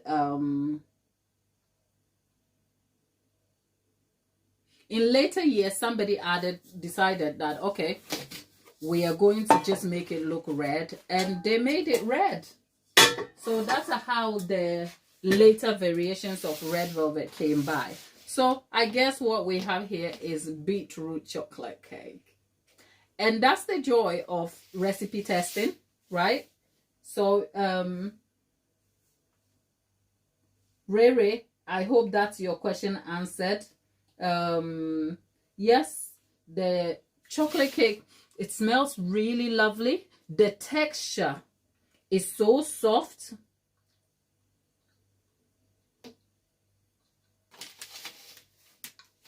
To be honest, I have a chocolate cake on this channel, but it's very intense. It's very chocolate. It's like a chocolate mud cake. It's intense. It's flavorful.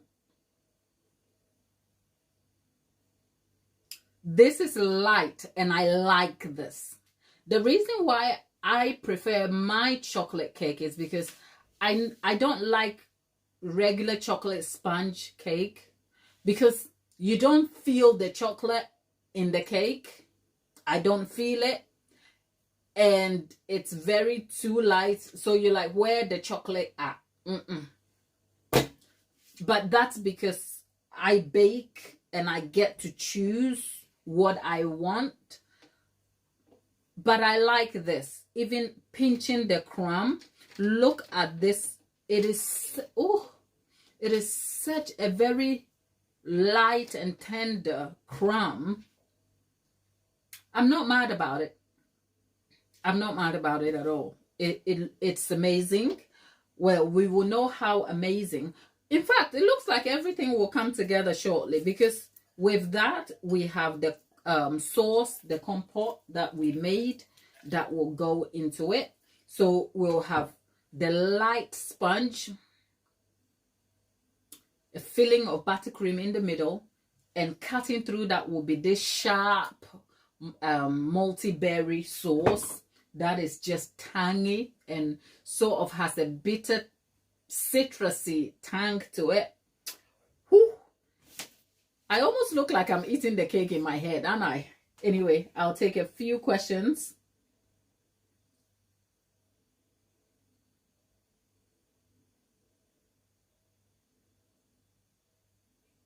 Yeah, I'll take a few questions and then we will say bye-bye for today. Okay, so if you have some more baking related questions in there, leave them in the chat. Rere, yum, yeah. Dallas, both seems the same color. Yes, they are the same color, because Dallas, you joined us late. If you go back and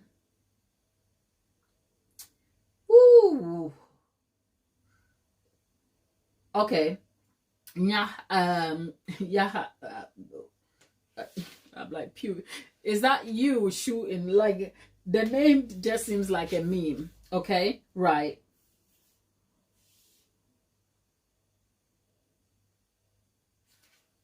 Yes, Ray, your question. Am I mixing buttercream with the sauce? Yes. Pew pew. You know what? I can't keep a straight face going pew pew pew. Anyway, okay, pew. Call me Pew. Okay, Pew. Yes, Ray, yes, I will come back and fill this cake up when it's cold. I won't do it right now. I'll come back on a live later, perhaps tonight, later this evening, or tomorrow. I'll come back and put it together on the live. So if you haven't already subscribe to the channel and hit the notification bell so that when I'm here, you'll see. And also, whilst we're there, all you new people who have joined in, can you just like the video, okay? Just so that YouTube knows you are here with us and we are having a great experience. That said, the question about diabetics, I am so sorry. I am a full sugar baker. I know there are substitutions for sugar that is supposed to be helpful for diabetics, but I think when you combine the idea of gluten and sugar and all the other elements, it raises the carbohydrate amounts in cakes. So specifically for diabetics, no idea. I can't tell you at all. What I'll say is that if you're diabetic and you can afford to eat a cake, you just have to eat it in moderation. Just a little piece at a time. So that's the question for the diabetic question.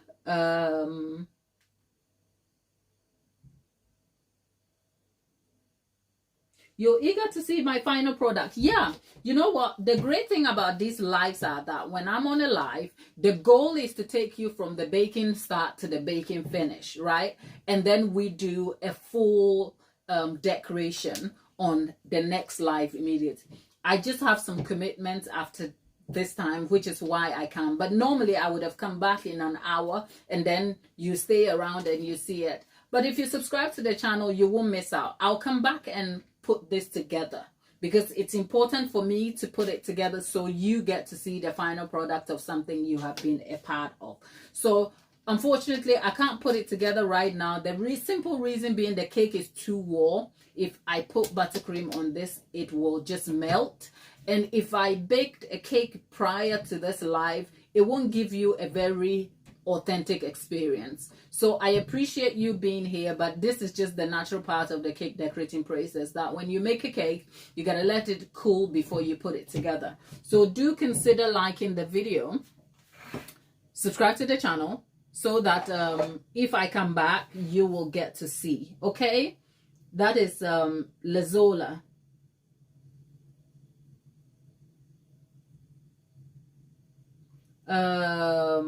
There is a question here. Are you mixing the buttercream? Yeah.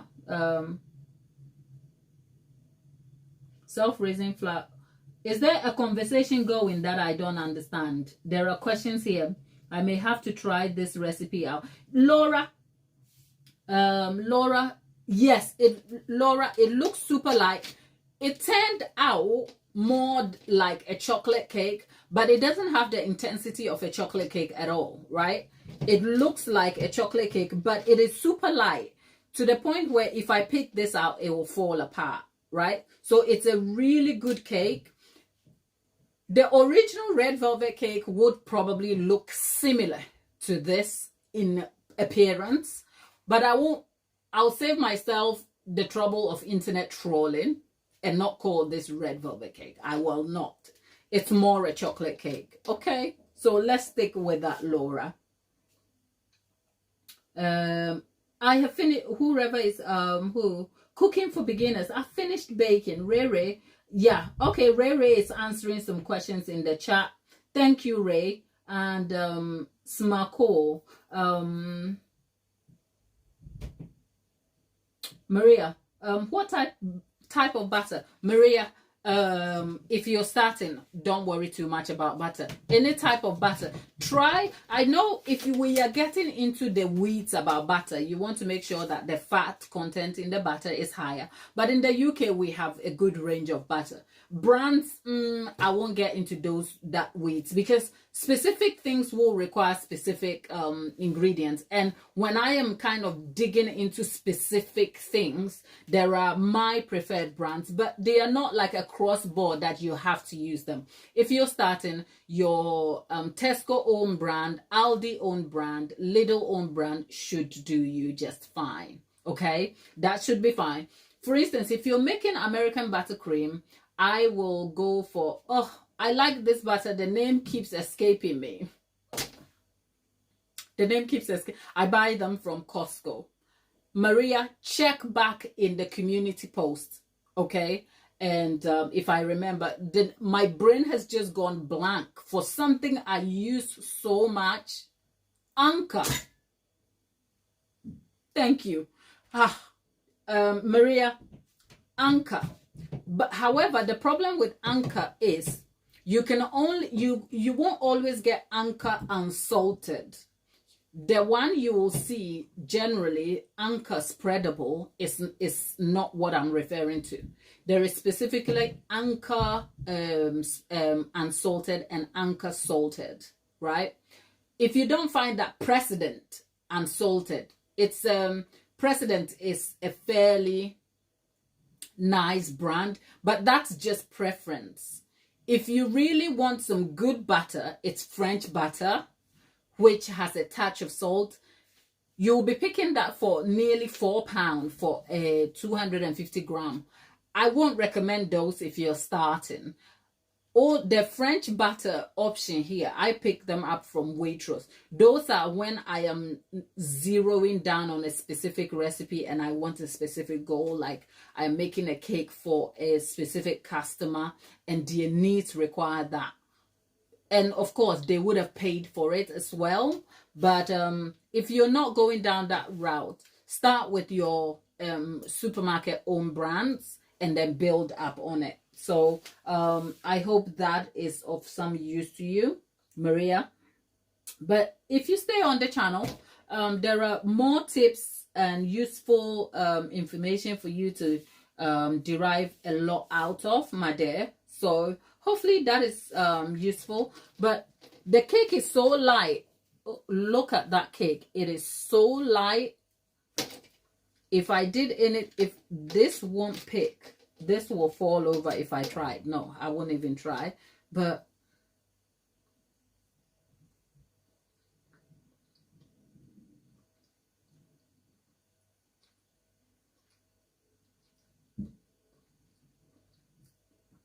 The crumb, it looks like a dense cake, but it's very light. The crust is a bit chewy. Well, if you stick around Rere for the next live where I'll be decorating this cake, you'll see what I plan to do with this. But otherwise, we've got to leave the cake to cool completely. The buttercream, I would make, maybe I should come back and make the buttercream and then we'll cover the cake. I don't know. The cake is baked. We have made the mixed berry compote here. That will go into the cake. One last request though. If you haven't already liked the video, just hit the like button. There are 68 likes over there. If 3 people can join in and make it 70, that would be a plus. Is a light cake a good thing or a bad thing? It's neither here nor there. It's not it's neither here. The recipe will determine your outcome. So if your recipe is supposed to derive you a light cake, as in when you look at the recipe, say if we were making a genoa, as in a Genoese sponge, which requires the eggs to be whipped up before dry ingredients are added and then the cake lifted, and then you make the cake and then you end up with a doughy bread like cake, then you know that's a bad cake, right? But if it's supposed to be a dense cake and then you add too many rising ingredients and it's super light and it doesn't hold and it flops in the middle, you know that's a bad cake also. So the answer is neither here nor there. Your recipe should determine your result. And for this, with my experience and knowledge, it's okay. We have a good cake because the reverse creaming method yields you a very flat bake, possibly, right? And even textured cake. And because the beet, they are pickled beets, which means the beets were soaked in acid, which is the vinegar. So there's a ton of acid here that is interfering with the formation of gluten. Also, because we use the reverse creaming, the fat has sort of broken the protein strands and slowed down gluten production, which is what is causing the light and fluffy texture to the cake. So if you have an understanding of your baking, this sort of science of baking, you will understand your outcomes altogether, right?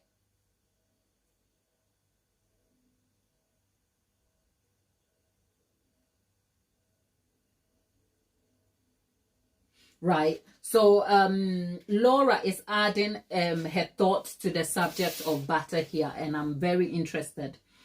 Right. So Rere, I will come back and decorate this a little later. If not today, it will probably be tomorrow, but nothing will be done to the cake. We'll get it all decorated back on the live. So stick around and we'll see. Yeah. And then there is Rere in light. Okay, so it's a good cake. I've answered that. Laura is saying it's so true about the butter. Like every baker has a favorite, yeah, for different things. She swears by Kerrygold, but she knows that some of her friends hate using it. Always a massive debate about, well, Laura, you literally just said it for me, right? So I try not to stick with, I think the things you can stick with are the things you can have an understanding for that are not adaptable. But otherwise, baking is a science. And there are different methods to derive different results as long as you're experimenting. So sticking with, there's a conversation about baking and cakes where bakers are like, this is a luxury cake and I shop expensive cake. I shop expensive. Hello, like how expensive is expensive here? If you choose to shop for your ingredients in Harrods, it will be expensive. You will have a lot of choice, but you're also paying for the brand of Harrods.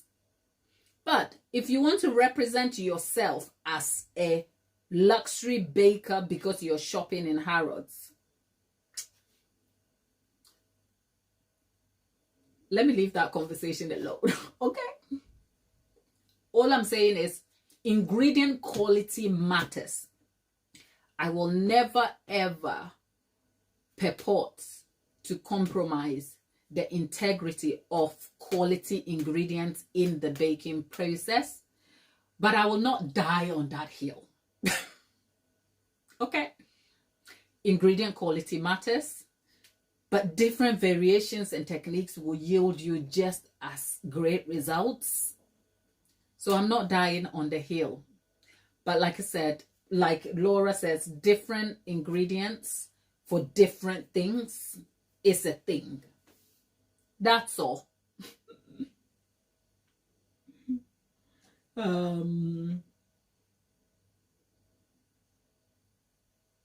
Okay.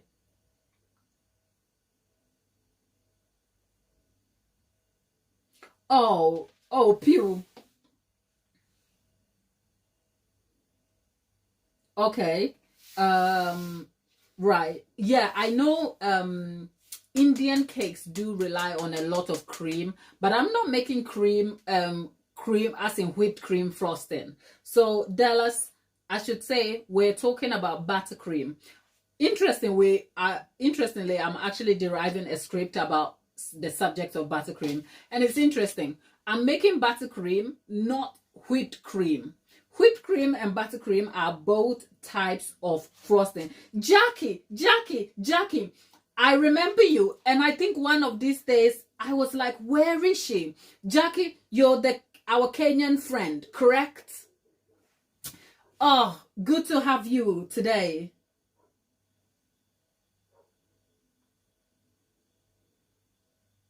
Jackie, good to have you back. How have you been, darling? I hope you are well. And Jackie has added her 2 cents to the conversation about butter. Quality matters. Oh, yes. Oh, yeah. Look at me here. Yes. Thank you for being here. And yeah, I did wonder where you'd been. I did, because you know I like my people. And we love you here. Yeah. Quality matters, but best value for money. So yeah, ingredient quality matters. Yes.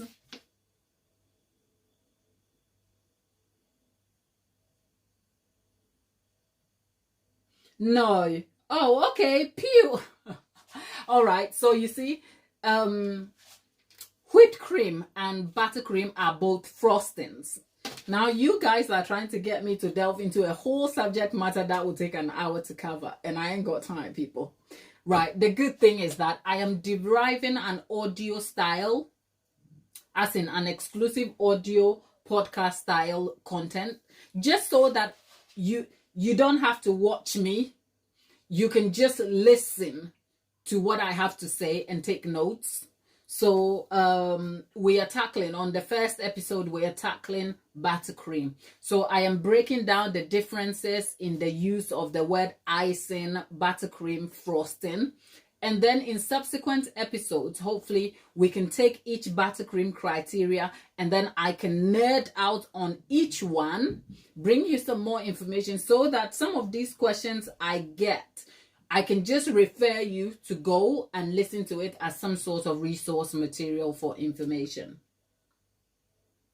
Okay, so I hope that helps. But just to keep it simple, but when you hear the word icing, okay, when you hear icing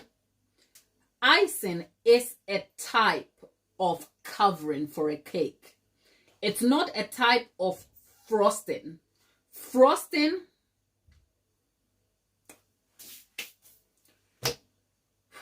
okay, I don't want to make this an English lecture, but icing can be used as a verb or a noun, okay? The verb form, if we all did our English, did we?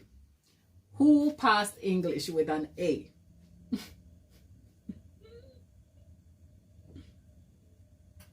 Okay, so icing, the word ice can be a noun and it can be a verb.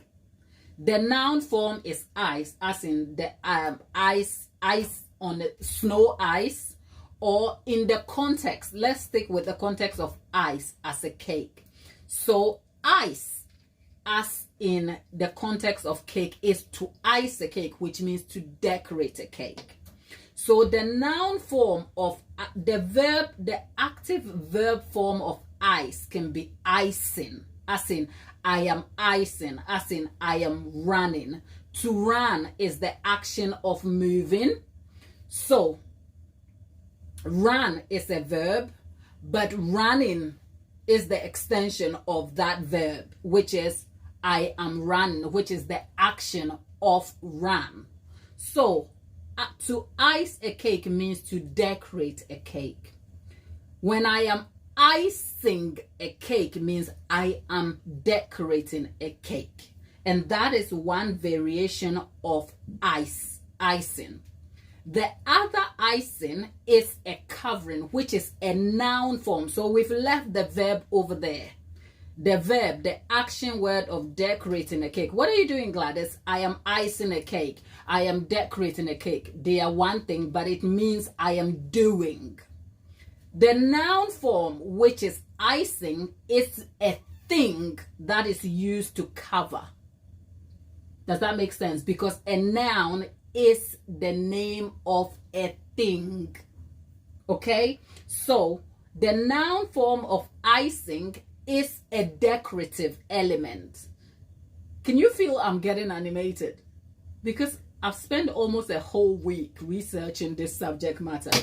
But that's all. I'll leave it as that. Icing and buttercream are both decorative substances for cakes. They are both covering types for a cake. Whipped cream frosting. Whipped cream and buttercream are two different things, but they fall under the umbrella of frosting, which means they both cover a cake, but they are two different things. So I find that the interchangeable use of frosting and buttercream has its reasoning from cultural variations and differences, location and places, and generally a lack of understanding of the subject matter of cakes. But that's enough lecture for today. Okay, I'm done, people. I'm done. Let's go into the chat and see. Aggressively whilst listening to the explanation. Rere, have the great rest of your day for the live stream. It was amazing. Look, Rere, thank you for being here. And Laura, best explanation ever. It can be so confusing for people to start out understanding frost. Look, Laura, I know that, and I think when I was researching, there was a point where I was confused also, because I found out that people who have created blogs, depending on what blog you're reading, if you're reading an American blog and you're British, you will be a little confused. And if you're reading a British blog, comparing it to an American baking blog, it's like, what? So in the end, I had to cut out the blogs, because blogs are representatives of people's experiences and their own understanding and knowledge of the subject matter. So I had to almost like compare both for research purposes and go to universal sources, as in Wikipedia definitions and our very own ChatGPT. Okay, so that information will be available via my first audio style podcast, but it will be hosted on YouTube. It's just an audio version. So normally I could derive the podcast via video version, but it means I have to get dressed and show up and read on a teleprompter, and I ain't got time, baby. I've got time to stand here. I've got time to bake and do all sorts. I haven't got time to do that. So I just thought I will record the research and information as in an audio style, so that you can listen to it. So say if you're a baker who enjoys the subject of baking and learning, you can just put your earplugs in and just listen to it and not worry about wanting to watch. That's the intention. So if you want to see that first episode, make your voice clear. I think when you check on the community post, I've made a post there where you can go and leave questions you want answered, so that as the series develops, because let me just say this, that kind of content is for a niche audience. It's not for everybody. It's for people who just want to learn and have a specific understanding. And I think I do it for me because I love research. I love information. I like learning about cakes. So I do it more for me because it almost like harvests all the interesting skills and passion sets that I have about. I don't read a lot about everything, but the thing I am interested in, you will find me reading.